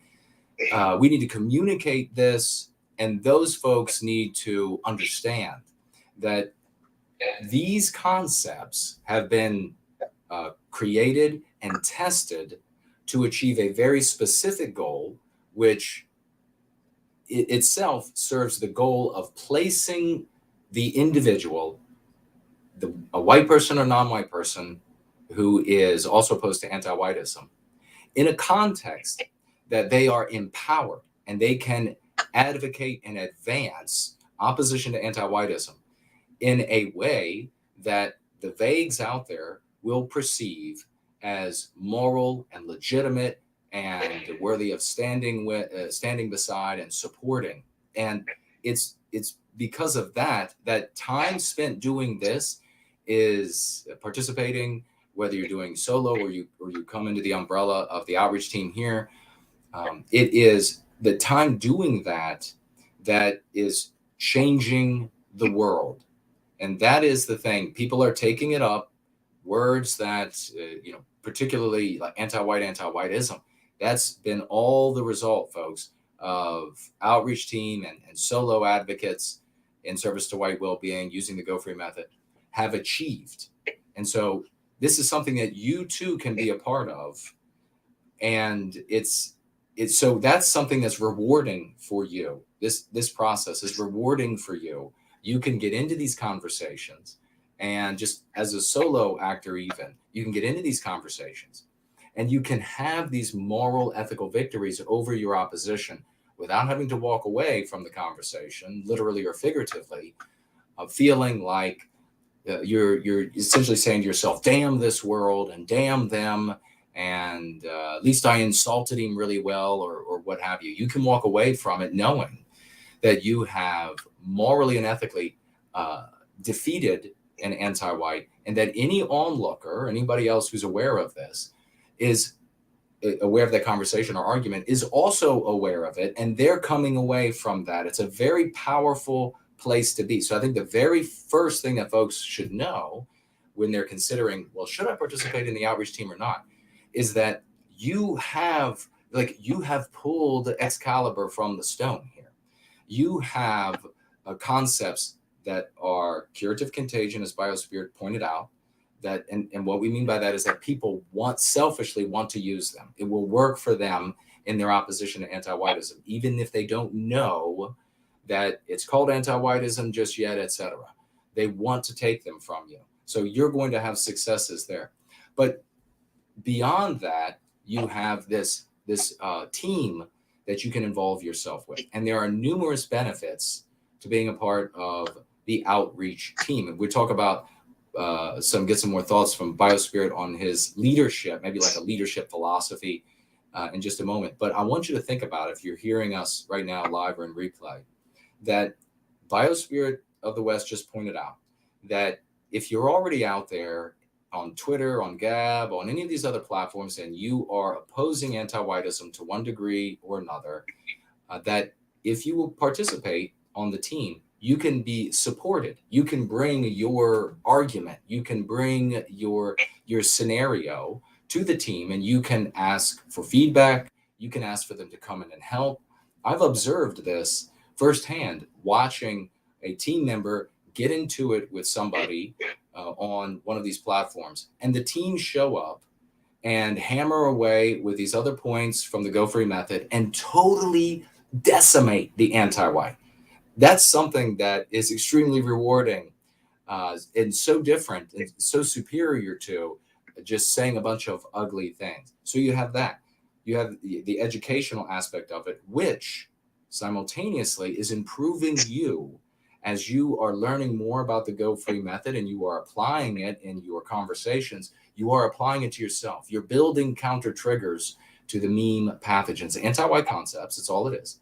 You're creating these counter triggers so that your own health, your own sense of being, your own spiritual well-being improves. Everybody experiences this as a consequence. You go into these other avenues and people, they descend, they get darker, they get uglier, they get meaner. That's not what happens here. People here are celebrating, and it's not a faux celebration. It's a genuine celebration. You get that. You get help when, as BioSpirit pointed out, when you get up against a particularly nasty anti-white. If you need help there, maybe they start ganging up on you, and you can go back to the team and you can get help, you can get advice, and it's invaluable. But something else that's really important here, and I wonder if BioSpirit could speak to this for a moment also, and that is the innumerable benefits of these friendships that are formed. These people are not just some other anonymous name and avatar on the internet. In these efforts that are striving for glory in a noble way, nothing ugly about it, no villain in anybody else's story, in a noble way, you build genuine, lasting friendships. And many people who decide to step out of the anti-white narrative, to resist the anti-white narrative, one of the things they're lacking is this friendship, is this closeness, is these people who understand and who can support. So I wonder if you might speak to that for a moment, brother, about the benefits of the friendships that are formed in the outreach team. Oh, absolutely. It's wonderful because you don't have to be alone unless you want to be alone. But Right. I think that we all want to have some kind of connection. And this was one of the reasons why I formed the Twitter group. So we have a Twitter group on Twitter for chat and sharing. And so people can connect there. People also have connected through joining the GFCs and getting to know each other better that way, and through the events on the GFCs.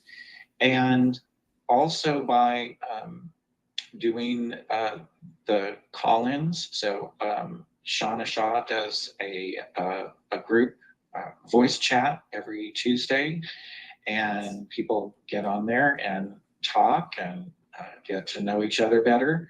And people also do one-on-one talks, chats, or little small group chats, and talk to each other. And that's how you get to know each other and share what you're doing and what's going on with you. So that is definitely an important part. I was going to say that the White Baron, who's also known as Baron White, is kind of my right-hand man on the outreach team. And we were trying to start like a once a week thing where we did it on a certain day and a certain time. And we were going to get people to show up and do certain things all together on the certain date at the certain time. And we found that it was not successful. So we contemplated this and we thought about it, and I talked with you about it, Jason. You know, how can we get these people to be more team players? How can we get them to, work as a team? And it occurred to us in one of our meetings that that people are operating as a team. it's just not the way that we pictured the Right. team would be like. That They Right. weren't being the way that we were picturing. And part of figuring this out was Baron thought that we should start asking people on the outreach team a series of questions and find out what they thought the outreach team should be, what it is to them, what it looks like, what their vision of it is, and these types of questions. And what we found was that everybody has a completely different idea. Everyone has a completely different vision. Everyone thinks that it's something completely different. And at first we were kind of like, oh, this is a problem. And then we sat down and thought about it. And was like, well, that's actually why it's working, is because we've not made it a must-do kind of thing. There's only one way that you can do it. We've opened it up, and so it's opened up everybody's creativity. And they are able to picture what it is for them. What is white well-being? What is it that they want to do within their heart? And what do they want to do for our people in their own heart? And they start expressing it. And that's why we got all of these different answers to these questions. And I think that's a beautiful thing. I think that's why it's working. So I just wanted to share that, how we came to that insight, because I thought it was kind of important how that worked out. And let's see, what else? Well, we talked about the Twitter group. We also have the Telegram group, and there's also a chat on there.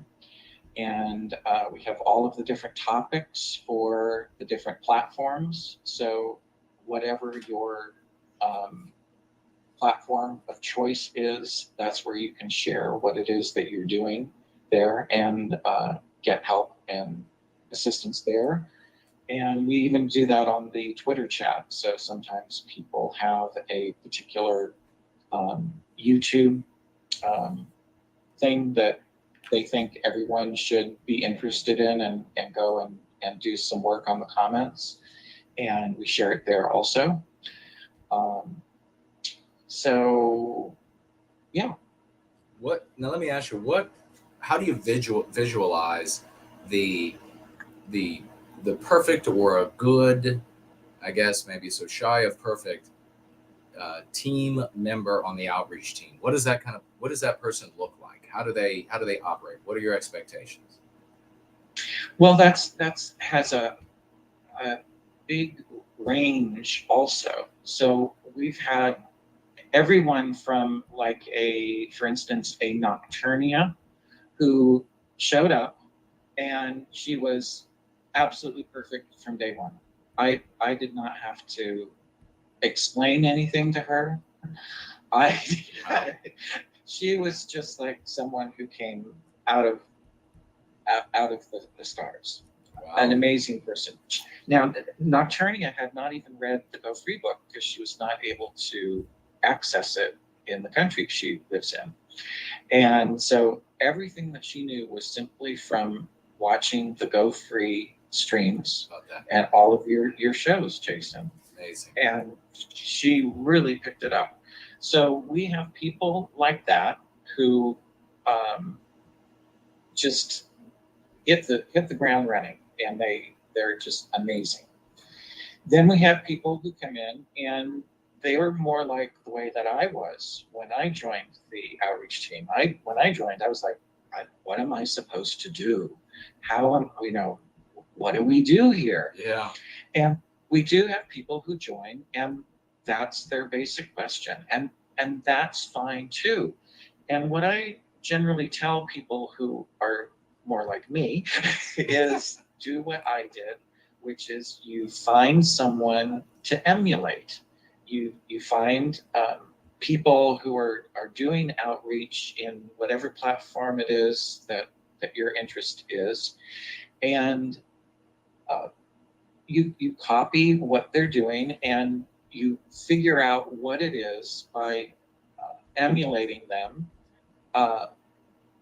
and what it is that they're doing that you like so much. And so then you start adopting how they are implementing the method. And as time goes by and you're interacting with all of these anti-whites online and stuff, you get better and better and better at your responses. And after a very short time, your confidence goes up and you are just as good as the people who are the ones that you're emulating. So to answer your question, my picture of who is appropriate or who's the perfect person for the outreach team, it's anyone within that spectrum, because anyone can improve on the Go Free method. You can come in and maybe you've been watching the show for a while and you've read the book, but you haven't had any practice at implementing the Go Free method with people in person, and you're kind of nervous about that. Well, doing it online is much easier than doing it in person. Yeah. So you can get your skill sets up and your response time much better by doing it with in the outreach team framework. And then when you start going out in real life, you find that the responses come to you much more naturally. Yes. Because you do it all the time. So now it's like when I run into someone who's anti-white out in the world, it's very easy for me to come up with a response. My mind just automatically goes click, click, click, and I come up with a really good reply. Now, 2-3 years ago, I wasn't able to do that. I would just go, oh, and I had a really hard time. So I think this is one of the things that the outreach team, being on the outreach team, is very, very beneficial for. And I remember talking about this with Southern Bloom, and she had the exact same experience coming onto the outreach team, that it just improves your ability to stand up for yourself and stand up for white well-being out in the real world. So, yeah. So beautifully said. And so, folks, if you're hearing what BioSpirit is saying there, you could jump in, and in fact, this is where you want to jump in. You're new, or you've been around for a while. You don't quite have it down. The concepts maybe seem a little intimidating. You can get involved. You can be a complete neophyte. Get involved, and they will take you by the hand. And especially, it might not even just be for you, or you there, or you there. It might not just be because you hate what anti-whiteism has done to our Western countries and you want to make a difference. It might be because you might want to consider, rather, maybe I should say this way, becoming a participant on the outreach team because you have a brother that you want to bring away from anti-whiteism, or a sister, or a child, or a parent that you want to bring away from anti-whiteism. You're going to be able to get your education and get yourself up to speed on how to do that more quickly by participating in these sorts of efforts, by rubbing shoulders, just like with anything else. Model airplane building or whatever it is, you're going to become much more knowledgeable, much more quickly, and then be able to truly wield the power that you're given by these concepts by getting into the dojo with the leaders, the knights of the round table who are out there doing that, these swashbuckling champions, getting in there and learning firsthand. And you're not going to be mocked. You're not going to be ridiculed. Everybody understands. This is like showing up at physics at university the first day. You don't know what's coming. Well, everybody starts there. And so, but a lot easier than physics. You're going to be able to pick this up You're going to be able to use it in your life, and by using it on social media. And BioSpirit points out a very important point, that it's a lot easier to begin to learn and then begin to apply these concepts in an anonymous online environment, so that you can then transition this to the real world.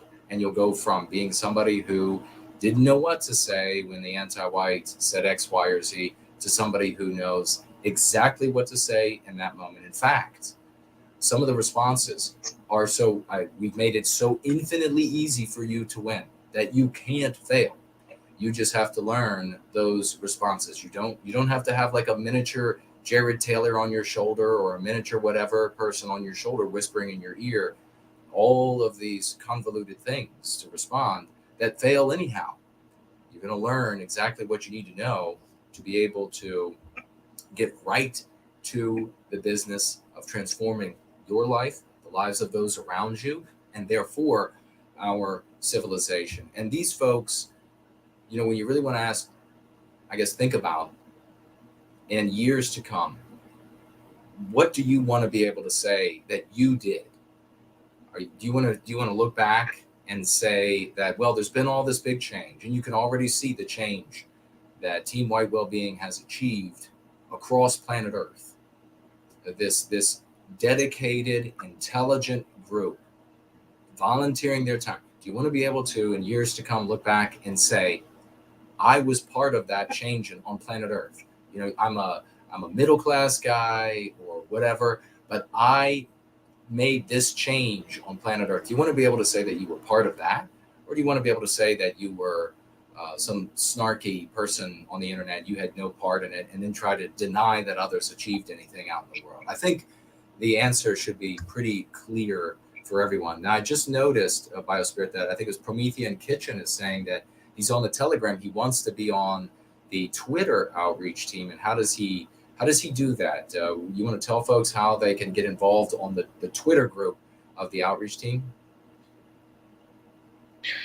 By contacting me, and I know Promethean Kitchen, so I will contact him on Telegram and speak with him about that. And so on Twitter, I am BioSpirit of the West at BioSpirit West. And then we also have the White Wellbeing Outreach Team at protonmail.com, which is our email address. So those are two ways of getting a hold of me. We also have our Twitter homepage, which is White Wellbeing Outreach Team at WWB Outreach Team. That's another part of our Twitter outreach. So that is how you would get involved, is to reach out to me, and we'll have a conversation and see where we can plug you in. Perfect. And the last thing I want to ask before we let you go for now, but please on any of the Sundays, you if you want to call, we will call you on any time you want to come back. I will happily have you back for a roll-in, and we'll talk more about what's going on with the team, because this is the machinery. This is what is really changing the world, ladies and gentlemen. This is why. And you had that tweet where the guy's saying, well, where's all this coming from? You had Boroshenko saying, where's all this coming from? And then she does the research, and she finds us. She finds Team White Wellbeing, and she says, I found them. I see where it's all coming from. This is the machinery of how it's happening. Identifying content creators, focusing on them with key concepts. Could be content creator that you love to watch already anyhow. Getting into the chats, various Twitter groups and threads, and dropping the key concepts here, maybe by yourself, but more powerfully with other team members, so that you can drop it, and then another team member can end up acting like they don't know who you are, and they support what you say. This is how we're changing the world. And here, I've got to point out that, as I said all along, objecting to the victimization of white people, objecting to anti-whiteism and to anti-white individuals is is something that every good person of every race across Western civilization can adopt. It's something that they can all associate with. It's like the example I gave 2 Sundays ago, where I said, in a dentist office, if I start talking about the victimization of white men on commercials, where they're always showing the white female with non-white men, that the majority of the people in there, except for the most radical anti-whites, are going to be able to say that guy's got a legitimate complaint. That's definitely happening, and it should come to an end. It shouldn't be happening to any group. So much so, folks, that we are legitimate enough that we had Dr. Carol Swain on just the other day, and there are some other big names that are possibilities for coming on and appearing with us. This little group here that's doing all of this, making all of this change in the world, because what we're doing is based in love, hope, and redemption, and it's been this way for decades. So there's no pretense here. There's no hidden agenda here.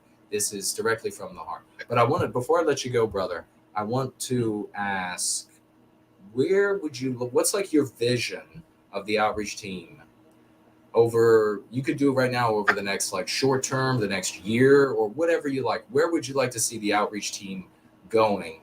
And then how can folks help to make that happen? I guess my vision for it is a simple progressive growth. So we have virtually unlimited growth potential, because it's just adding people in, bringing more people in to go free and going free using the method.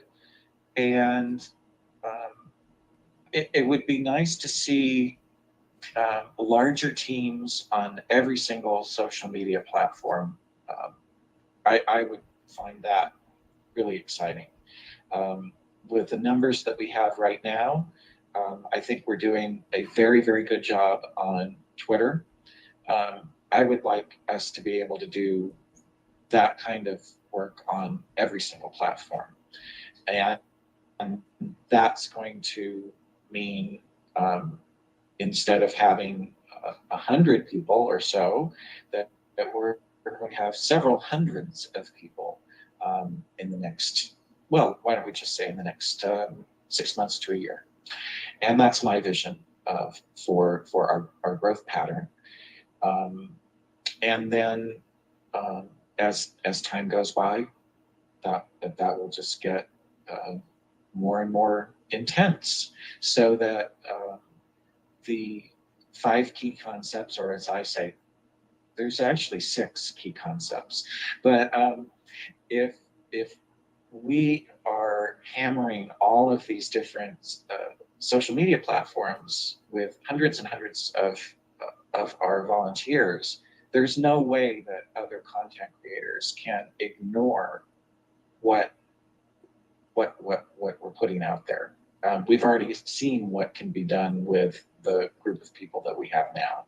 So if we can make it even more intense, I think we'll have perfect success. Absolutely. Beautifully said, brother. Well, you are doing a magnificent job. You have my full confidence, and I just envision the team growing stronger and more united, and working together in better and more dynamic ways under your tutelage and leadership. God bless you for your service to white well-being. You are one of our very best. BioSpirit of the West, ladies and gentlemen. Let's get him some raucous emojis and send him off. Thank you so much, good brother. And thank you for coming on with me tonight. Thank you. And Promethean Hails. Promethean Hails. Wow. Isn't that exciting? And let me tell you how important this is, because of what I was just saying before we brought BioSpirit of the West on. And that is that, and by the way, if you have any questions for BioSpirit or other outreach team members, please drop them in the live chat. Try to reach out to anybody who might say that they're on the outreach team, or BioSpirit of the West himself, if he's in the live chat. Make sure you reach out. Please become a part of this. Please become a part of the actual planning, the strategy of forethought. These words, these concepts, and this change is not happening by chance. It's not, just ignore what all of these other folks out there are saying.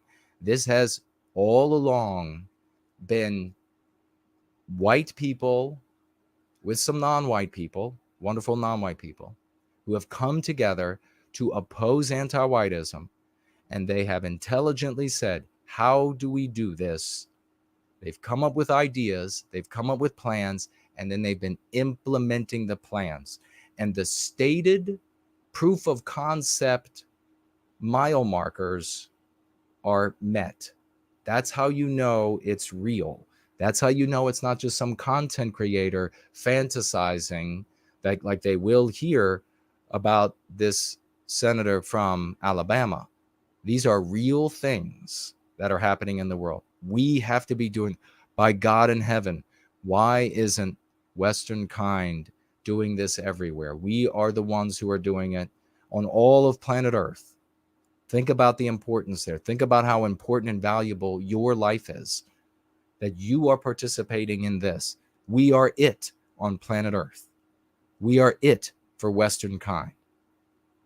Now, what I was saying just a moment ago, and we're going to get to our final piece of news, and then we're going to get out of here, this Bass Pro Shop, where nothing like this could have ever happened, right? Nothing like this could have ever happened.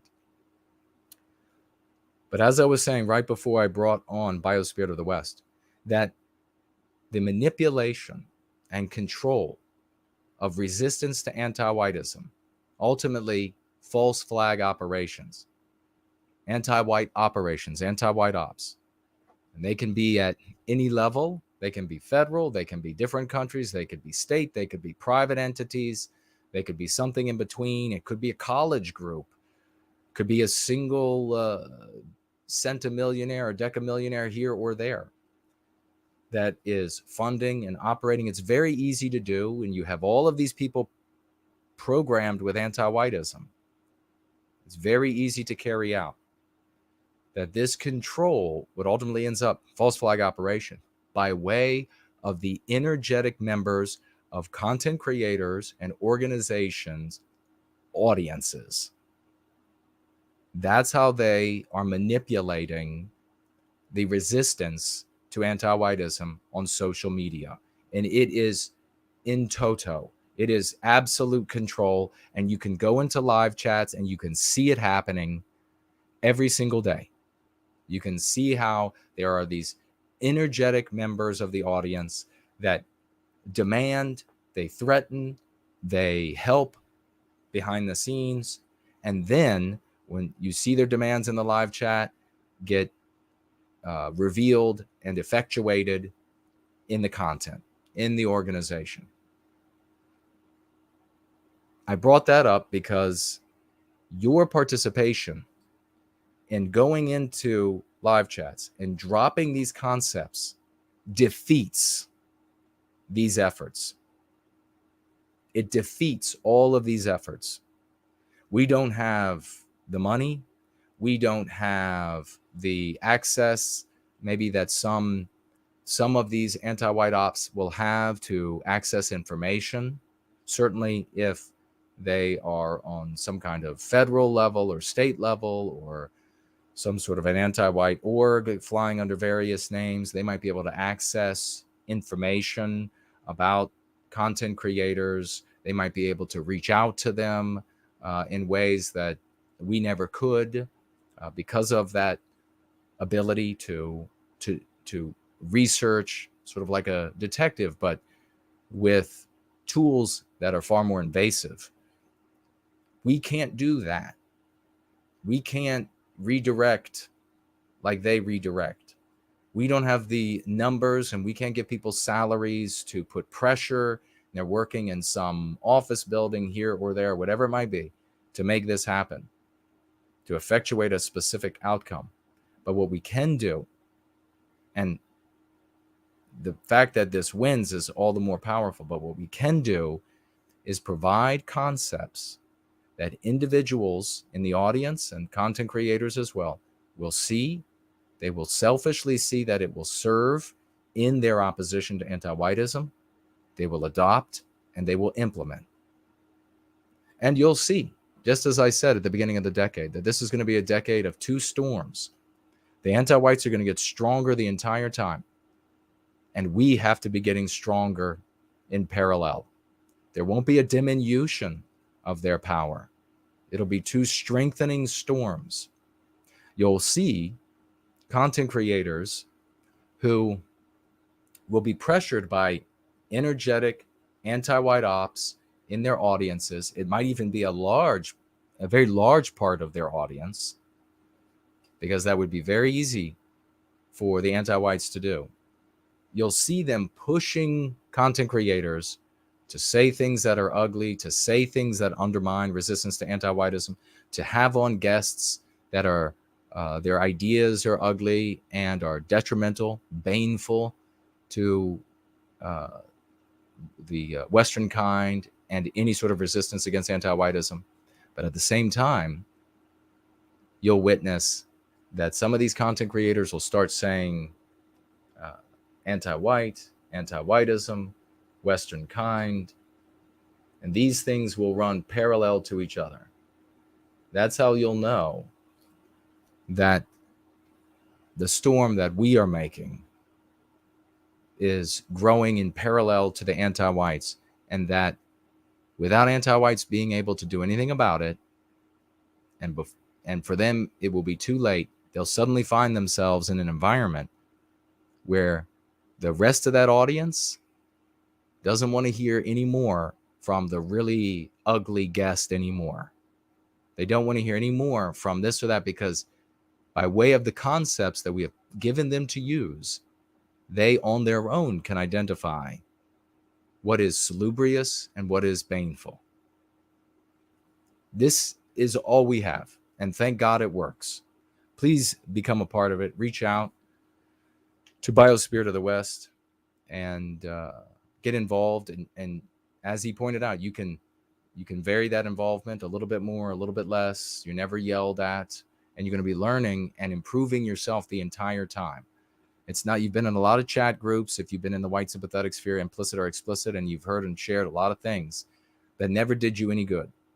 I can guarantee it. I've been around for decades, 3 decades. I've seen it all. And I can see how harmful it is to people. This is the opposite.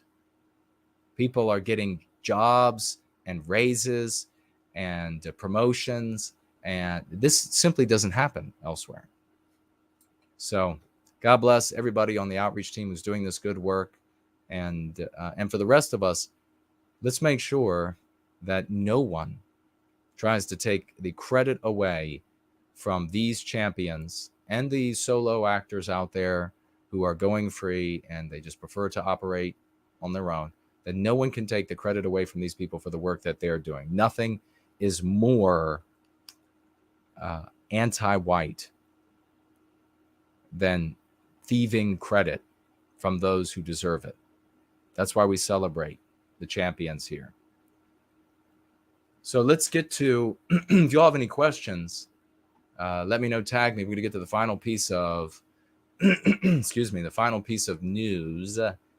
And we'll check the financial gifts, see if there are any financial gifts or questions, comments with those. It looks like we're blank over there. And over here,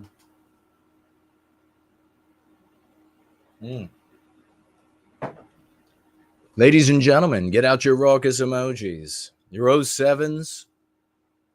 Your 07s. Some swashbuckling flags for a man you all know very well. He has shown up again, a man who has more love than sun in the sky during noontide. It is No White Guilt Clips. $20 financial gift over there on Cash App. God bless you, brother. God bless you for all the work that you've done in service to white well-being.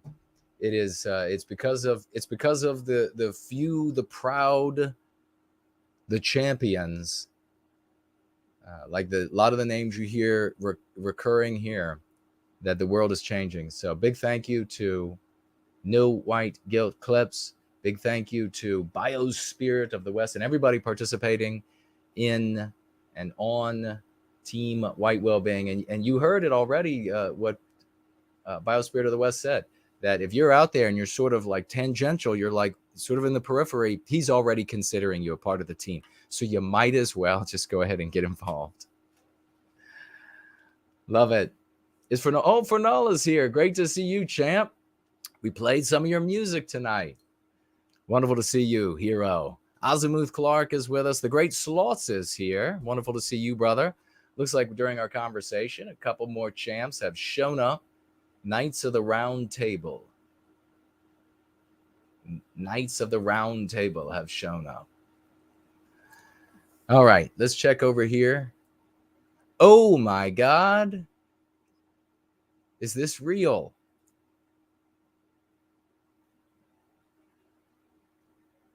Wow, ladies and gentlemen. Wow. I'm going to give you a moment to get out your raucous emojis.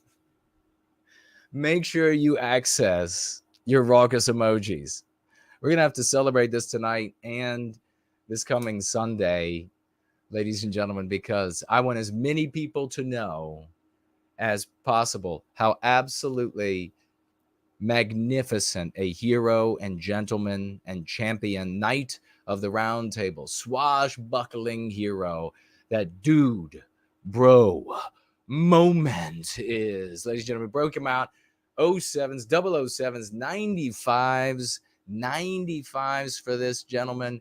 Crowns for his head, please. Crowns for this guy's head. Gems for his feet. When he walks, never let him go anywhere without gems thrown at his feet. Dude, bro moment, just financially gifted. And he wrote this with the financial gift: for white well-being. Found some OT and thought I would pass it on over time. Now that for all of those who, probably all of us, blue collar, now then, or at various degrees, I know there's a lot of white collar, that's essentially blue collar. Now then, every single time I see anti-whiteism on the TV or net, I find myself so grateful for you, Jason, and this wonderful community of advocates and champions. Grateful may not be a strong enough word, but it is the best that I could think of. Kip. Keep it Promethean. Keep it pristine. Keep it positive.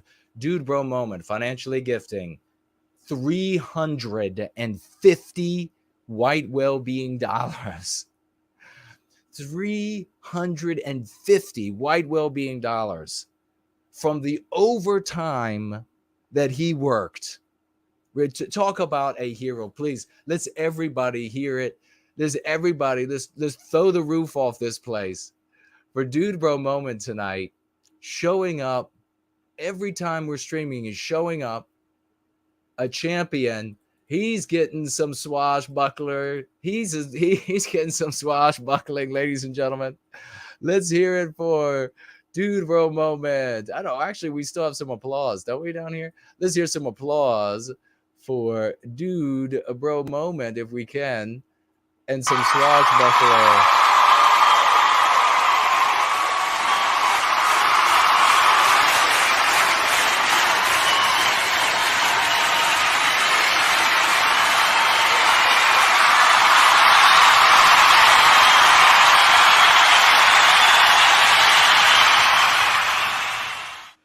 So awesome. So awesome, brother. Thank you so much. Yes, I love everybody there who's celebrating Dude Bro Moment. Such champs. God bless. God bless. I mean, this is magnificent. It's such a, for the adults in the room, it's such an eye-opening experience when you see real doers come together, actually committed people to making a change in the world that's working. As when you see these people come in and they're like, oh, well, You don't have the however many people watching. You don't have the what they have. This guy has a bigger audience of do nothings. I mean, how many do nothings is one man of the West, one woman of the West worth? 100, 1,000, 10,000? I mean, if you take a do nothing and you multiply that by 50,000, by 100,000, the math still comes out to a do nothing. That's all you get. These people, please don't ever allow that kind of snark, that kind of slander to slow you up one bit. These people are true champions, really changing the world. And you can see right there, Dude Bro Moments testimonial. This is epic. His testimonial. I find myself so grateful for you, Jason, and this wonderful community of advocates and champions. Every single time I see anti-whiteism on the TV or the net. Think about that. Those are lives changed.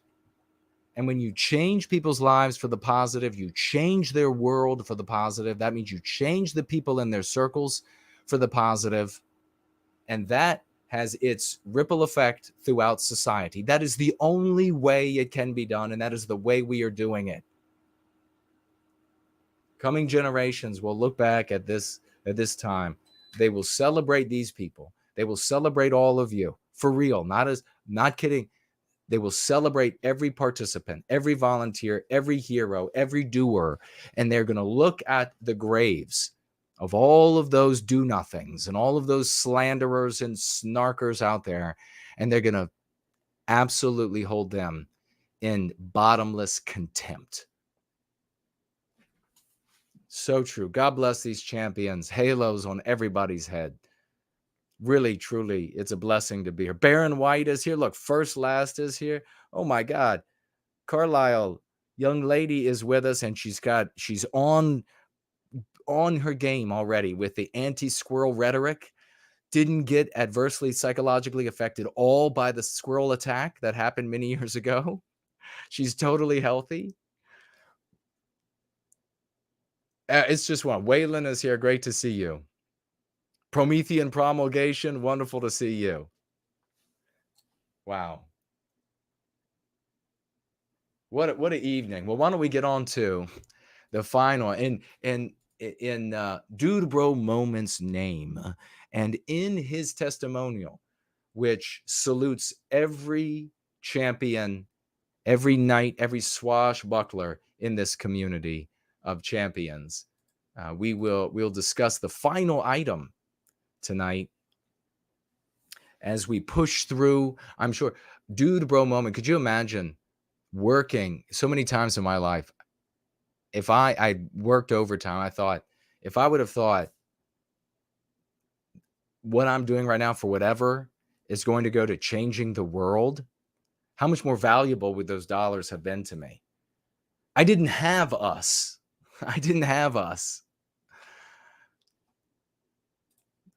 All right, let's get to, what are we going to talk about? Oh, I guess it's this. Let me pull this out of the way. Is it here? Ah, yes. Let's see. Bass Pro Shop. And this is going to be a piece of info that you're going to be able to use always. You come here for info that you can use in your life, whether you are on the outreach team, and I want you to be on the outreach team. Unless you're one of those, I get it. There's some folks out there, especially a lot of old timers, who participate, and it's always been an anonymous thing for them. And they wanted to remain that way. I understand. But if you can, get involved, because it's going to mean a great deal to you and a great deal to us. All right, let's see. Here we go. All right. We'll first pick this up. And this is from somebody by the name of Grace Smith. Tweeted this today, and I retweeted. I'm sure you all recognized, young lady.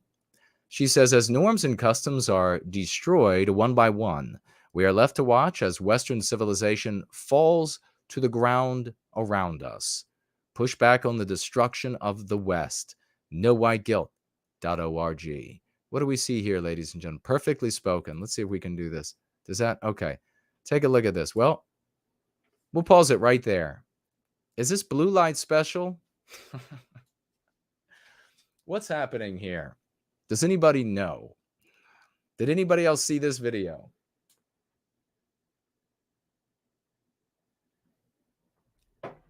We're going to have to make Dude Bro Moment. We're going to have to make like a badge for all these champions. Cool Papa J Magic, Nancy Drew. I could just slots. 4-0. I mean, it's just like, it's like at some point it's like we're talking about demigods today in this day and age. At some point. It's amazing.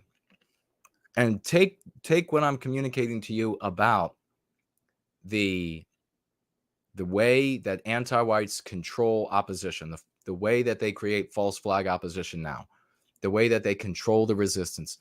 Take that and use that in your conversations. When somebody wants to say, oh, this person over here is so much more important because of they get invited on other shows. Really, how does that happen? They get a larger audience or in whatever it is.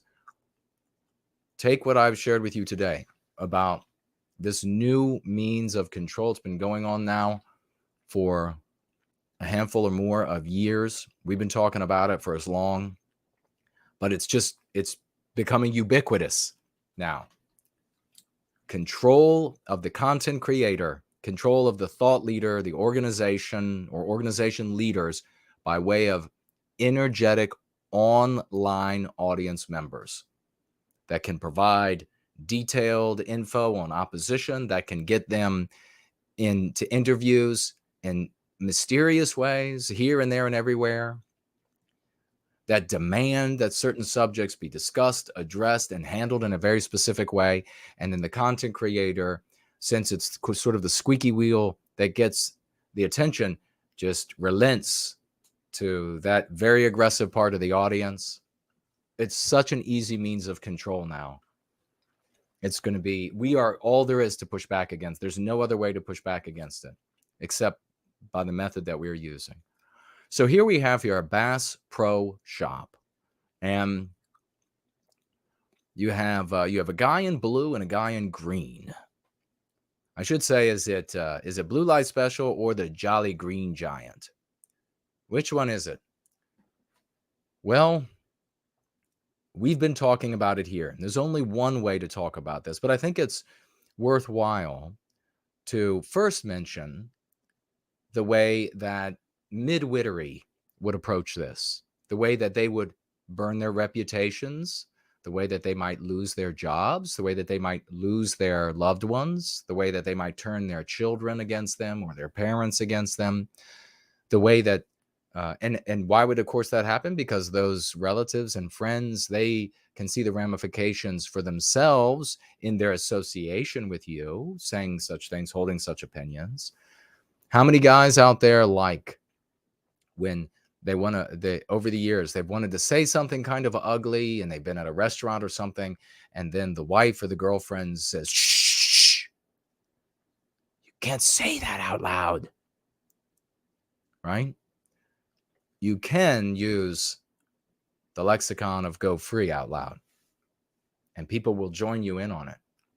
So what you see in this video at Bass Pro Shop is two guys, one here in a green shirt, one here in a white muscle shirt, and he's kind of muscleless, kind of has some boobies going on there, and he might be pregnant.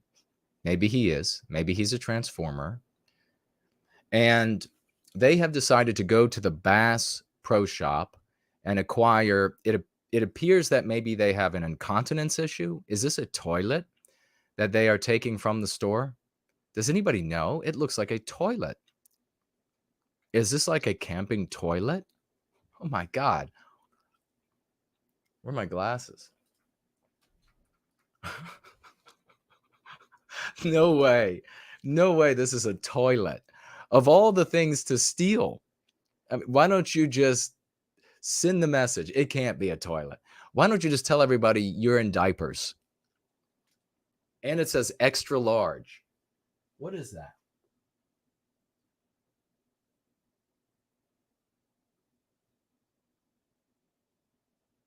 I don't know what it is. Fernald, can you figure it out? Oh, Nancy Drew said, hope your steak is okay. Yeah, it ended up all right. It's now just waiting for me, blissfully, in the kitchen. Cool Papa J Magic. Yeah, we celebrated One of Western Kind, unless there's something new I don't know about, on Sunday. But many celebrations to One of Western Kind, rocking the world. Oh, he said he's talking about, he's seeing a ton of One of Western Kind's comments, successful comments all over Twitter. Impressive work. That is actually saying a lot, coming from the likes of Cool Papa J Magic. So big salutes. Well done. And I'll go back and see if there are any other comments here in the live chat that I missed. It's a portable crapper. Is it true?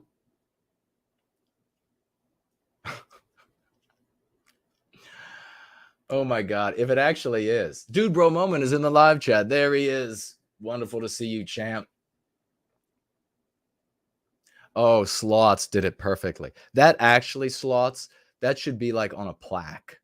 You know that, in all seriousness? This show brought to you by gifts of working class white people. That's like one of the most honorable things that could be said. Well put, good brother. Well put. And so very true. Hey, the great Irish Nick is with us. All the champs. The stars have descended from the heavens. And it appears that this jolly green giant has stolen himself an extra large toilet, if that's what it is. So let's maybe we'll let it play some and we'll see. Does it? Oh, whoa, oh boy! It looks like there was a near punch, and he shoved him back, and there he goes out the door. Let's see if we can get another look at this toilet or what it is. It really looks like a camping toilet. What else could it be? Can somebody tell me? Nancy Drew says, Irish Nick, hello to you.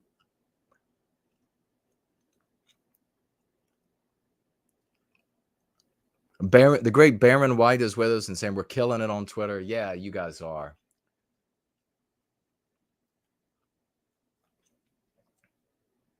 Alternative Anchorite is with us. Anchorite, pretty rare but fun word.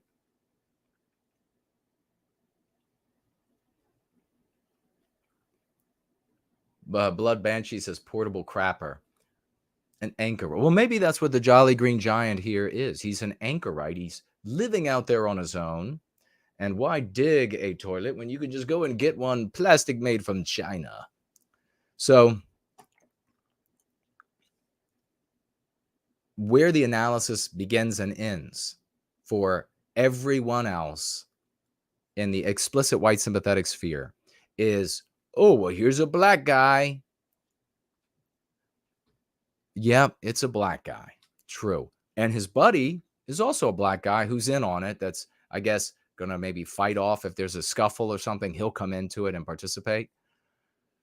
That's where the analysis ends. And then they'll say some sort of a snarky comment about all black people. And now, is that snarky comment true? No. We just had Dr. Swain on. Every white person out there, it doesn't matter. These people would say, oh, but the percentage of their population, every white person out there, that's irrelevant, because every white person out there knows a good black person. And I mean an actually good black person. So the moment you say something like that, that number one is wrong, just factually, objectively wrong. And number two, you say something like that, and you have immediately alienated that person. They don't want to hear anything more that you have to say. And your concern for white people is now tainted by what you just said. Everybody has experienced this. What is the derivative conclusions of that erroneous assessment of black people are the problem? What are some of the derivative conclusions, the correctives that come from that? You start off with this erroneous assessment, you're going to end up with incorrect suggestions for correctives, right? So it's the most obvious that's going to occur to such people. It's just very superficial. This is very on the surface is, oh, well, you just need to be rid of them. Well, okay, that's not going to happen. That's not going to happen. And saying be rid of them is something that's going to, again, alienate you from the vast majority of white people, right? You've had cities where this group and other groups have behaved really badly, a percentage of them in this city or that city or whatever. And yet there are still white people everywhere to the tune of hundreds of millions that will absolutely reject any such statement. How could that be? Well, it's because you're just wrong. And it's because that is not going, that approach, that assessment, and that kind of corrective that is a derivative of that is wrong. And it's not going to accomplish the end of the victimization of white people. Okay? So what's happening here that you can talk about with all white people, even the implicit white sympathetics, even the really the most delicate little dainty Republican voters out there, that all day long, the only thought that goes through their head is, I don't see race. I don't see race. I don't see race. You know, they're as like airheaded as the Jaysbergs. To the Jaysbergs, every answer is the jaywalkers. To these people, every answer is, I don't see race. You can even speak to them about this. I have. I'm not going to give you anything that I have not done a lot and works. Because I hate anti-whiteism. I abhor what it has done to my people and the West and my life that I don't get to relive. I don't get all the years back. I don't get all the opportunities that I should have had back. I don't get the rewards that should have been given me that weren't given me. I don't get to have any of that time again. It's all been ruined. I want to destroy anti-whiteism. You can go to everyone and say, this is caused by white erasure of our norms, our standards, our customs, our expectations for behavior, and most importantly, in this case specifically, white erasure of our law and order, our system of justice, as we would have it operate, has been and increasingly is white erased. People cannot be allowed to thieve for the same reason I told you earlier on that very deeper level. What was it? That if people are allowed to thieve, and you grow up in a world where people are allowed, certain people are allowed to thieve, you create monsters in your population, because the natural conclusion of a sentient being is that this world is no fairness. It is no justice. The only chance I have is to be a thief myself, is to be a monster myself, or I will be thieved or killed or devoured by the monsters and the thieves. This cannot be allowed. You can talk to everybody about it. And it's true. You want to bet about whether or not this could happen in a Western country with norms and standards, white Western norms and standards that haven't been white erased? If there were norms and standards, if the norms and standards, expectations for behavior, the mores of Western kind hadn't been white erased, these two thieves wouldn't have even attempted such a thing, knowing that they would be set upon, irrespective of their race, by society, that people would manhandle them, that society would take photographs of their vehicles, of everything, and that they would be brought to justice. They would be certain of it, so they wouldn't do this. So what's the problem? Is the problem that they're black, or is the problem that the mores of America have been white erased, and that white erasure continues? What about the level of law and order? What would a system of justice do that hadn't been white erased to people who go to Bass Pro Shop, load up their cart with toilets or whatever it is, and then decide they're going to walk out? There would be swift, stiff punishment that would, its intent in part to correct the bad behavior of the thieves, but more so intended to prevent others from emulating that behavior. So it would be tough. These two guys would have stories. Their wives, their people who know them would say, "Oh, you don't shoplift because you remember William, whatever the guy's name is, right? You remember William? You remember what happened to him? No, what happened to him when he shoplifted? Yeah, well, he tried to take a toilet out of that Bass Pro Shop, and he got 2 years in jail. And he spent the entire time in jail, or whatever it is, right? Whatever it is to really dissuade people. They would say 2 years for a toilet? No, thanks. The problem is there. So now let's take a little quicker look at how you see everything breaking down. Here you go. You got this white guy here, and he's kind of built, and he makes the sensible decision not to get involved. Why is that sensible now? Because of the white erasure of the system. He knows that society will condemn him. Pardon me. That the district attorney will file charges against him. Just like, what's that guy's name up in New York? Get involved to stop anti-whites from anti-whiting, and you're going to jail if you're white in particular. You also have this guy. He's a young guy. He's kind of fatty, but he's not going to do anything. Shirt's not tucked in. Here they go. Here's this young lady. She's just watching them walk on by, not getting out like a phone to take a photograph or anything. And here comes the manager, fairly big guy, mild shape. He's running up. He knows that, of course, what's motivating him? Morality and ethics.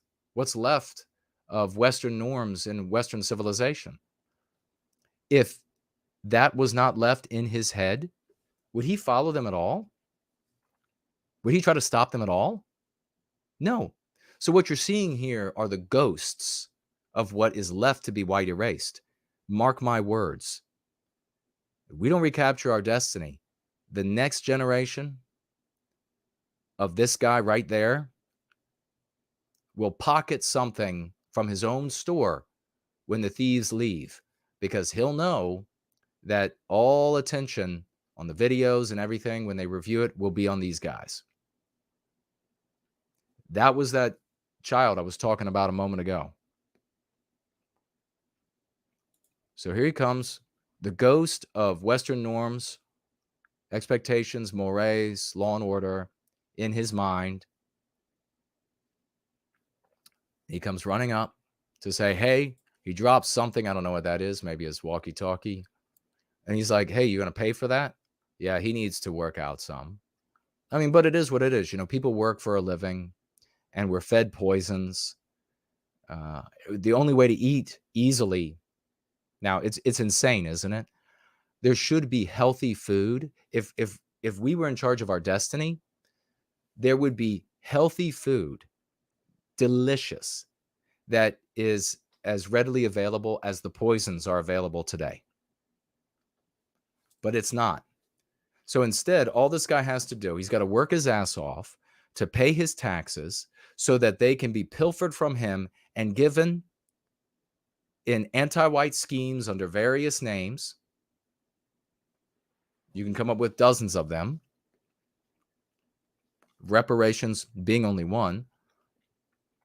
He doesn't have time to eat healthy. He doesn't have enough time to eat healthy. He's probably been encouraged to be a fan of non-white athletes and different types of sports balls, and to watch TV that is rife with anti-whiteism. And then this is the consequence. But he still has this ghost of Western mores in his head. So he's like, you can't just steal. You can't just walk right out.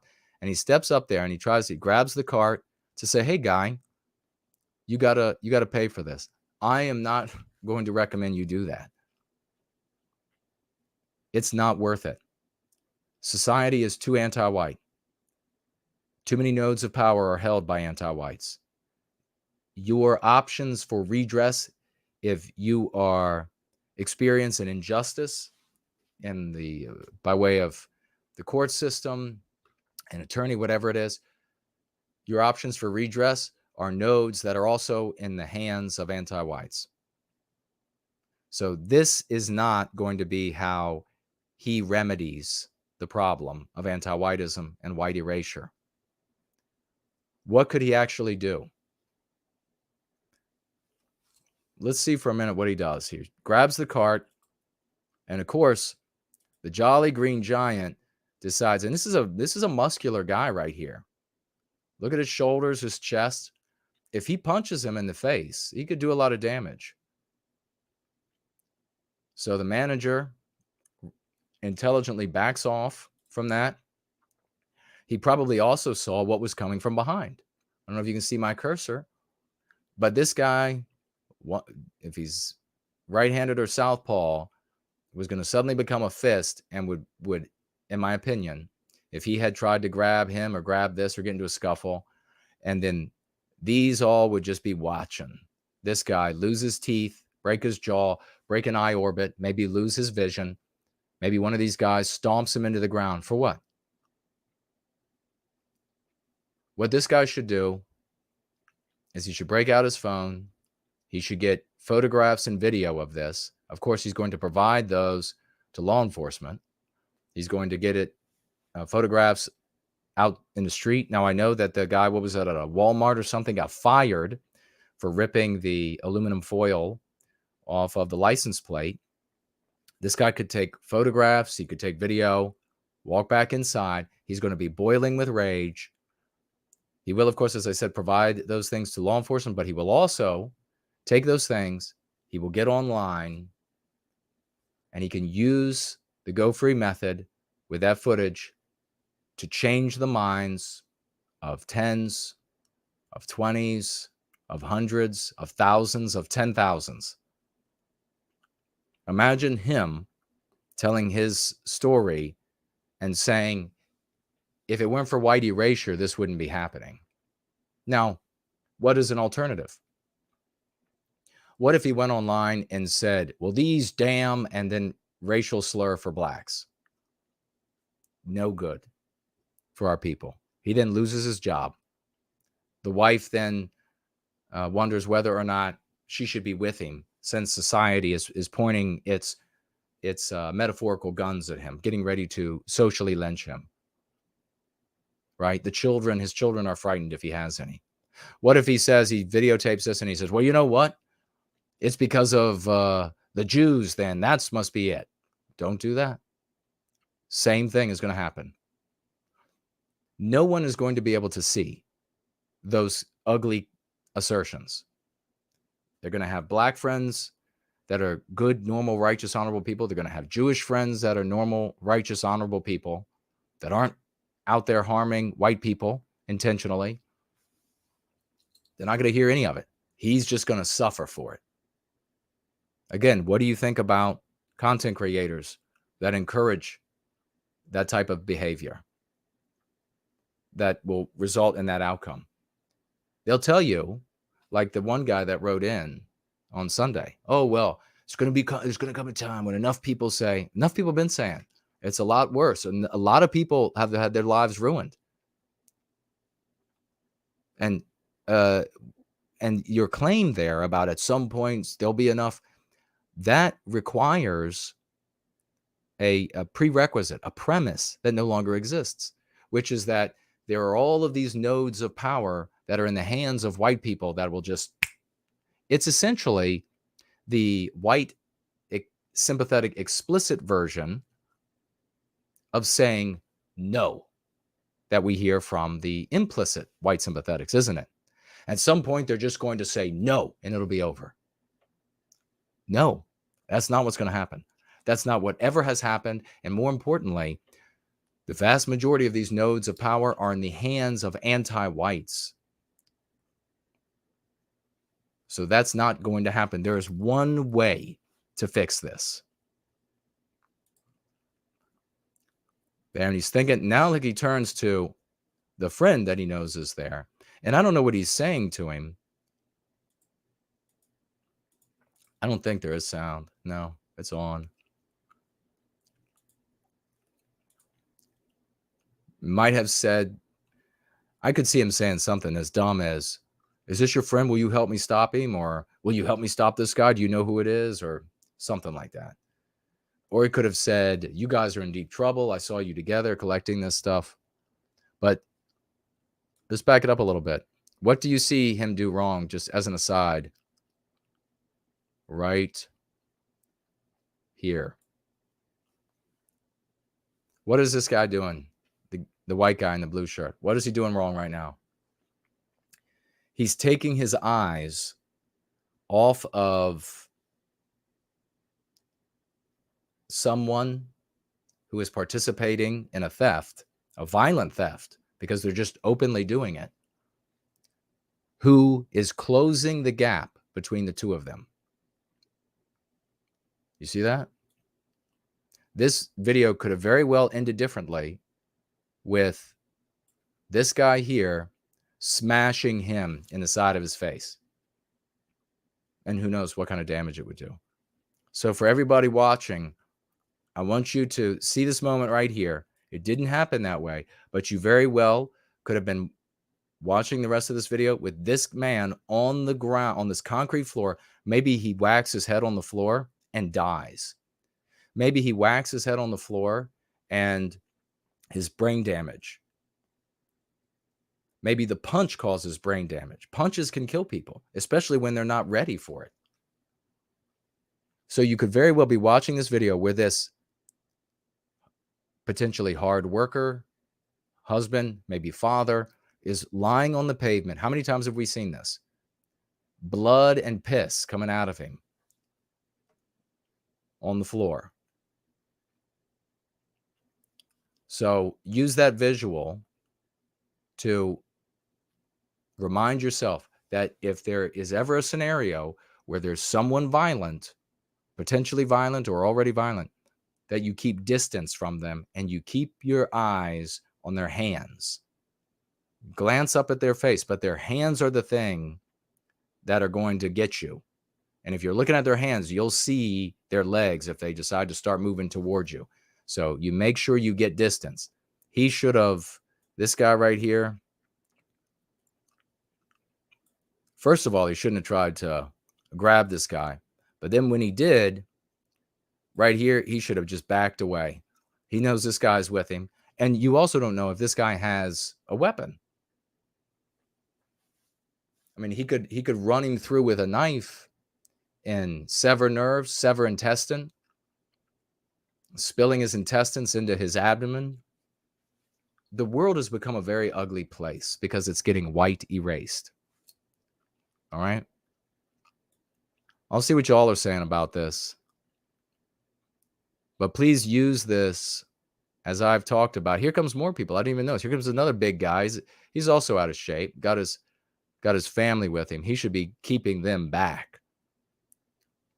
Because you never know. I mean, if one of these guys had a firearm and they started shooting, bullets would have been, who knows where they would have gone.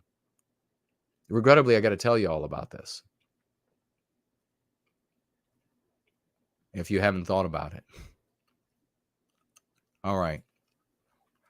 Let me see what y'all are saying. Another big thank you to Dude Bro Moment.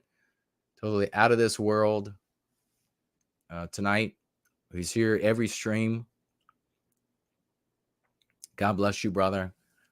Of course, No White Gill Clips doing his magic, as he always is. Oh, well. We also have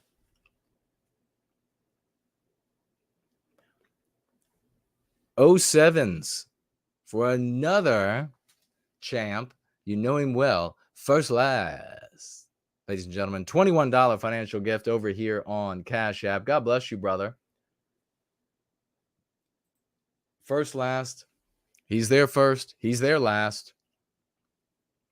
He says he wants to participate in the financial gifting when the Jolly Green Giant is pilfering a toilet. If that's actually a toilet. If that's actually a toilet, man, what would his nickname be if that's actually a toilet? The toilet fiend, the dumping dummy.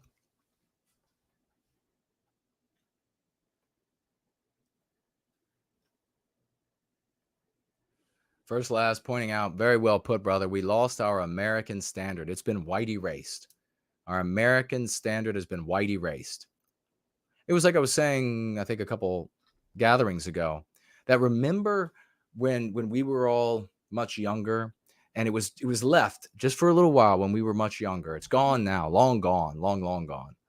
That when people would say all American, an image would just appear immediately in your head. That is so gone for America. But of course, it makes sense because America's been defeated for a very long time. Oh my God. American standard as in toilet?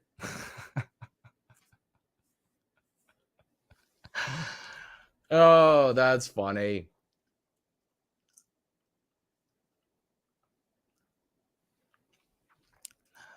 Yes.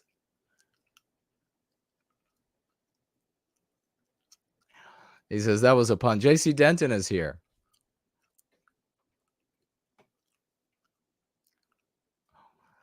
First Last. Did anybody figure out, is that actually a toilet?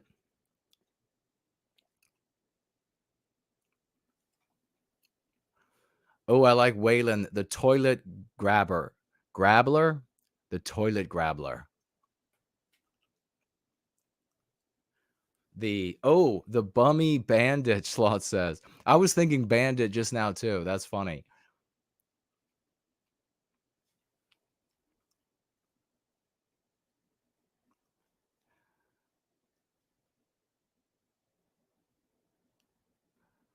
Sock saying, or there is some type of crime happening in bathrooms.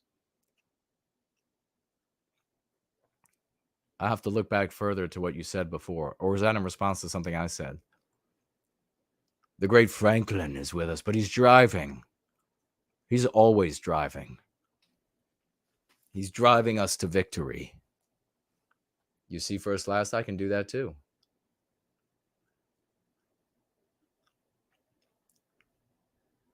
Stop Anti-Whiteism says, I love when Jason chews the gum and talks. It's mafia gangster shit. Yes, that's what we are. Maybe I need to start doing my streams from like a little like sort of darkish room, like I'm in the back room of some restaurant or bar where we conduct the serious business for the salvation of Western civilization. What are some good memes for the bummy bandit here? The Crohn's criminal. All right. Olrak is with us. Great to see you, brother. Thank you so much, First Last, for the $21 financial gift. A big 07 to you. I'll drop one in the chat, brother. 07 for First Last. The Hopper Hawker.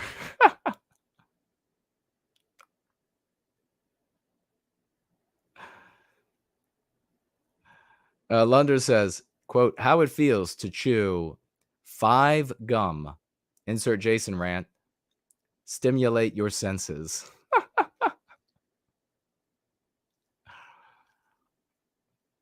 Yes, Sock, become a part of the actual change in Western civilization.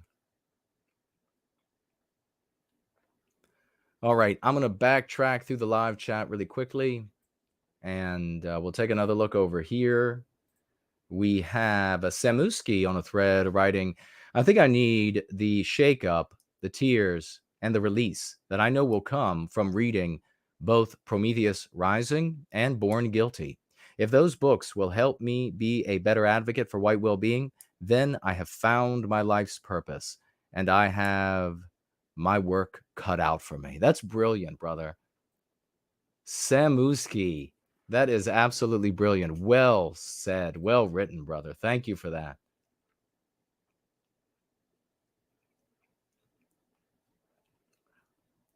We have the great Cool Papa J Magic, who's in the live thread, but also the live chat, but also in the thread. I was watching a show with my daughter the other day, and she pointed out a meme pathogen. Well. A meme pathogen that he says I missed. The father in the show saw something wrong with his hair and fainted. Then the mother just shakes her head like, quote, what a fool, and walks away. So she said, meme pathogen. I asked her what she saw since I wasn't really paying attention, and she said, they're making the man act like a girl again. He seems like a mom instead of a dad, or something along those lines. We got to salute your daughter of the West, my friend. Please give her my best. Big salute. Cool Papa J Magic, daughter, rocking it, watching. You can play the game with your children. Remember, is it anti-white or is it all right? And have your kids point these things out. Your kids are always going to be getting hammered with getting partners of other races, of viewing members of other races to be superior to their own. And so you have to, from the very earliest age, you have to interject there. You have to involve yourself.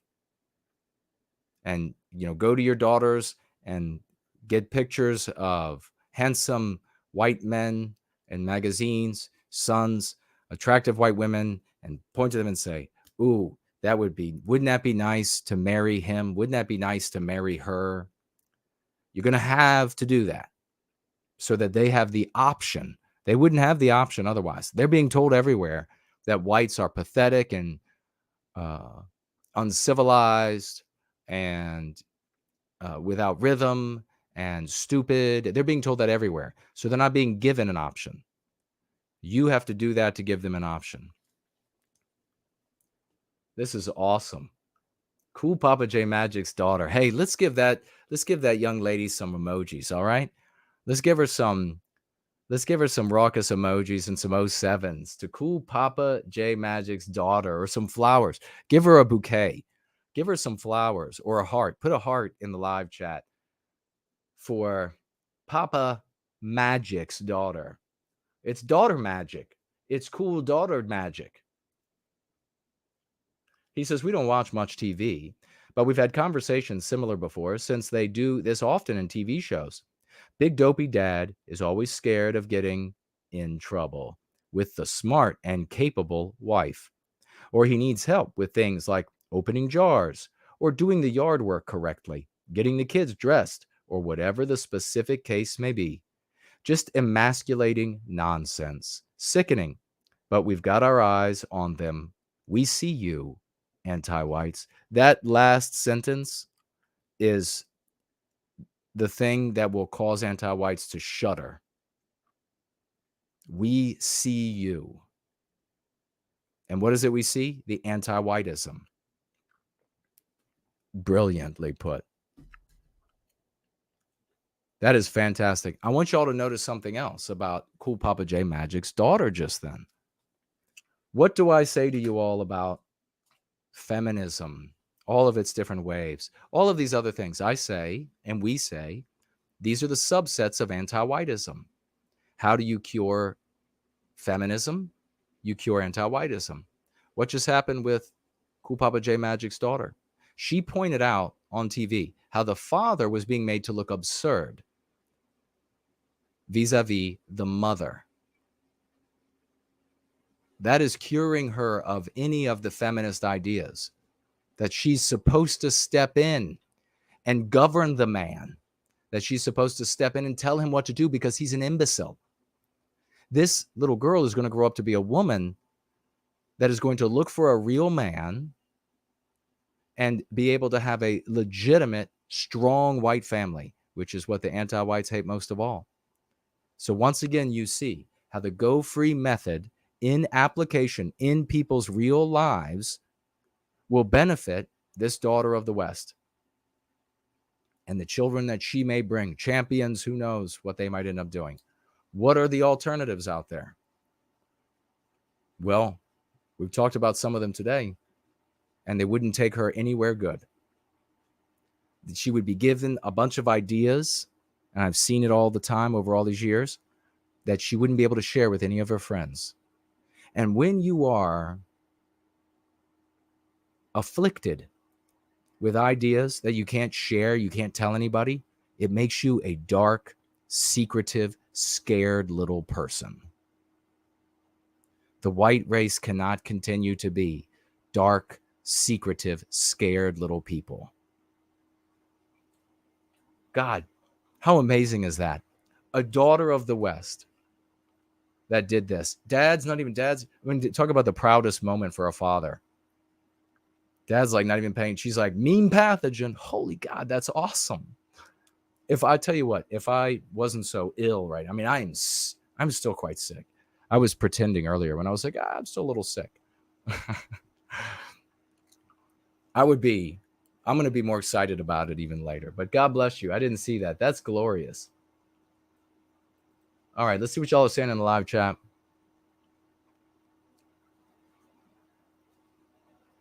Lunder says he started the anti-squirrel rhetoric and he apologizes for nothing. And by squirrel, we are talking about the actual little furry animal. There's no hidden meaning to squirrels. Carlisle was ruthlessly attacked by what she refers to as demon spawn, and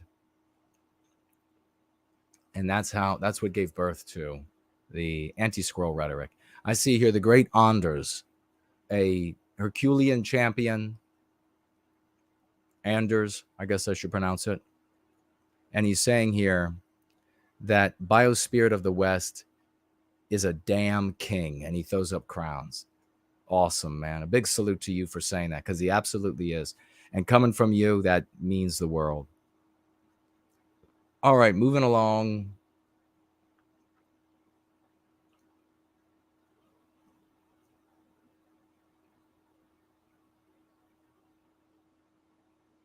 Slots pointing out the hero Cool Papa J Magic actually brought shame to me, recognizing one of Western kind first. His work is astounding. Very cool of you to say, Slots. What an honorable guy Slots is. Wow. Stop Anti-Whiteism Now saying Amazon sells shirts that say I have zero white guilt. That's not me. We are not getting any money from that. I don't know. Perhaps I should get, I have the store, nowhiteguiltcollectibles.com, and we probably should. Oh, I've got a contact. I got to make that call because we got those shirts, remember? And we might as well try to get shirts out there that can help move. They got to be fun. You know what I mean? Because so many people out there, they just want to recreate. So it's got to start with fun for them. Lunder says maybe it's his new water bottle that the guy is Jolly Green Giant is thieving out of the store. I don't know.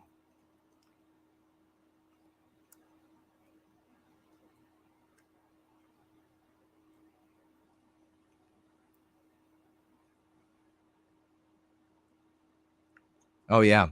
Attentive. Is that what it is? Attentive? Anchorite. Guy's going to be taking the toilet, I guess, to your property to crap there, and the government won't let you do a damn thing. It seems to be the case.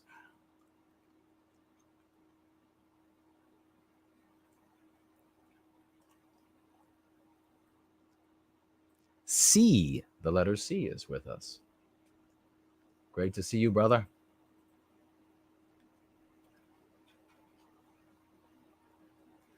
All right. Rolling through. We're just about done here tonight. Ladies and gents.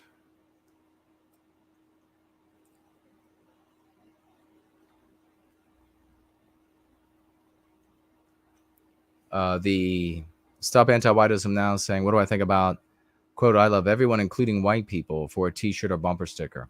Not bad. We need to somehow use what we make fun to communicate in such a way that people could end up back here. So obviously something as blatant as nowhiteguilt.org, but it might have to be a little bit more subtle. And so we'll think about it. We've got to look all directions. We got to be creative.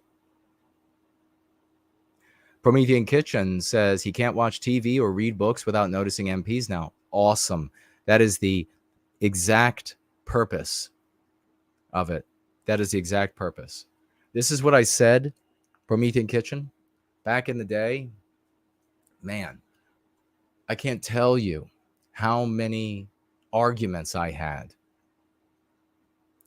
with folks who wanted to be abstractionists, who wanted to be J-Spurgs, who wanted to be villains of various types.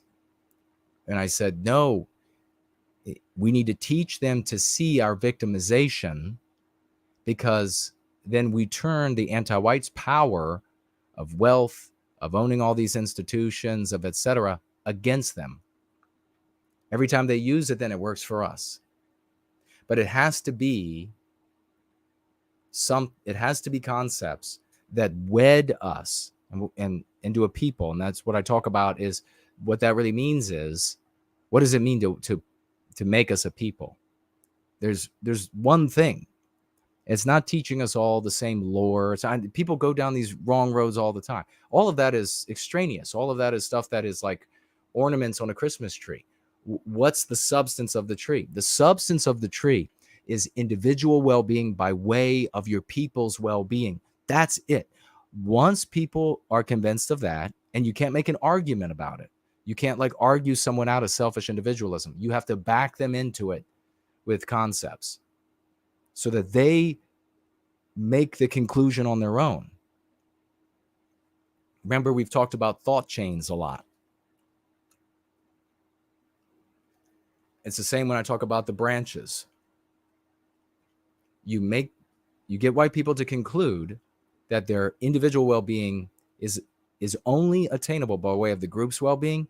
Then you'll see people reaching out and they'll say, well, what exactly does it mean to be a Southerner now? Because we're a people. We're a people. What exactly does it mean to be from this part of Canada or that part of Canada? What exactly does it mean to be? You see what I'm saying? Then they decorate the meat, the substance. When you go, I mean, could you imagine trying to teach people, and folks, please understand, and maybe I should say it more.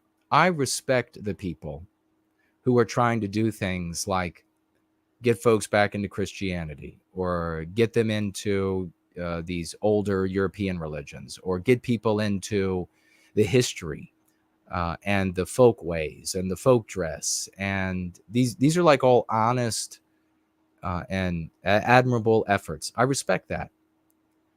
I have been doing this for decades, and I've gotten impatient with people that I can make these arguments with, and they're still like, nope. So try to see it through that lens. I know that they mean good. You know, you want to dance around the maypole. Wonderful. Wonderful. But effectively, when you dance around the maypole, or you go back to the Baptist church, or you go for Catholic mass, or you go for one of the traditional religions or whatever that they're trying to formulate. And you have these ceremonies. Effectively, what you're doing is you're like holding up a bauble for a Christmas tree that isn't there. As long as you hold it, it'll look like it's hung in space. Like maybe there's a tree there, but you can't see it. But the moment that intent is no longer present, it just drops to the floor. It's broken. It's lost. The children move on. You've got to have that substance of individual well-being by way of group well-being.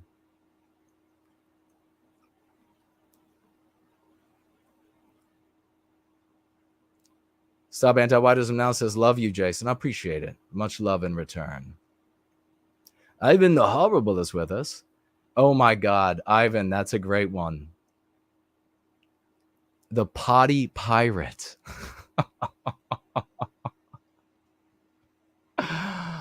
It's the Potty Pirate. And then he says the Poo-Poo Plunderer. I like the Potty Pirate. Blood Banshee says, should I move from New Jersey to white pastures? My coworkers are overwhelmingly black. I feel that retreating is defeatist, but I am not finding any allies here. Well, there's a great question. So, oh my God, Ivan also said the commode cat burglar. I think we have somebody who's like talented at this. I think we can look to Ivan the Horrible when we need names for something like this.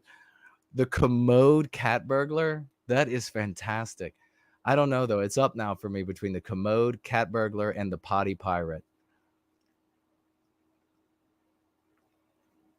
All right. To move or not to move? The real question, brother, is Blood Banshee. The real question is, are you safe where you are? And is your base where you are, your living, your health insurance, your connection to family and friends, is that such that you're safe and you can be an effective advocate for white well-being? Is there room for growth in your employment? Can you make more money? Can you get more responsibility? Can you improve your stature or status where you are? If you're able to effectively work for white well-being where you are and you're safe, then you might set that aside as not a reason, to leave. There might be other reasons. Maybe you have a lover in a different state, or so you want to move for something like that. But if you're in a place where you feel like maybe your base is good, your job is good, and you could replicate that elsewhere and maybe put yourself among more white people where you could bring white well-being in person and give yourself in-person community, then do that. But don't go half-cocked. Establish all of your plans, where you're going to go, where it could work. Do you already have any friends there? What's that population like? Are you going to be able to make friends there? Are you going to be able to have employment there? Establish all of that. And then once you've done that legwork, and that doesn't go on forever, once you've done that legwork, make a decision and move forward like a battleship going through the water. The main thing is that we're situated and we're safe for the day-to-day and our health, etc., so that we can bring white well-being to those around us. And that might be on the internet, those around us. It might be on the internet and in person. And if that's the kind of contribution you would like to make on the internet and in person, then please move forward with that and do it right away. If you're in danger, then obviously you gotta get. It's not defeatist at all. You are redeploying. Every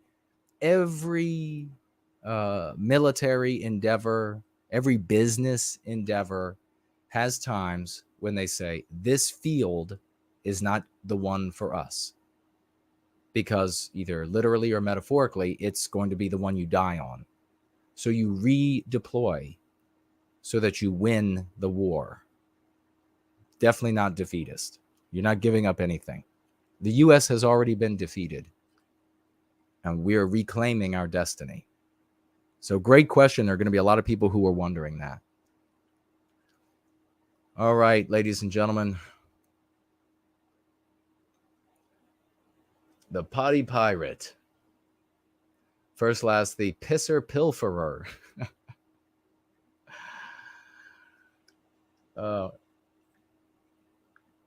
Let me make sure we didn't miss anything. Oh, good thing I checked.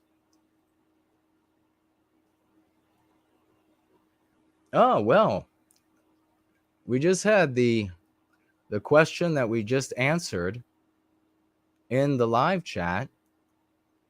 Good, brother. Thank you so much for that. Just came in as a financial gift as well. Thank God I checked. $10 financial gift. Thank you so very much. With the question, should I move from New Jersey to wider pastures? Question mark, defeatist. Thank God. Thank you so much for that. I really appreciate it. And I hope the what I shared with you has benefited in some way and given you some food for thought. You're definitely not retreating the blood banshee. You're most welcome. You are redeploying, my friend. And that's how you should, absolutely how you should look at it. Big 07 to you. Thank you for that. And looks like we didn't miss anybody over in any of these places. All right. Well, we, my friends, are going to be back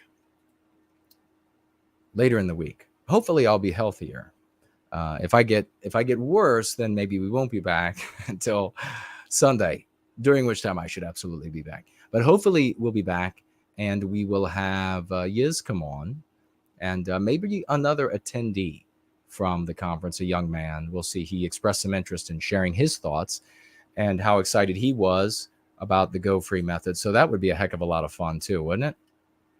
But we will come back later in the week, and we'll address more of these issues and go out into the world, rock it for white well-being.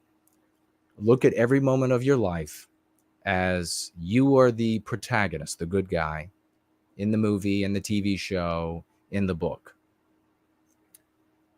Is what you are living now boring for the reader, for the viewer? If it is, then pick up that pen and become the hero that you were born to be. Roll out. Exactly what people think, and this is extremely dangerous to our democracy.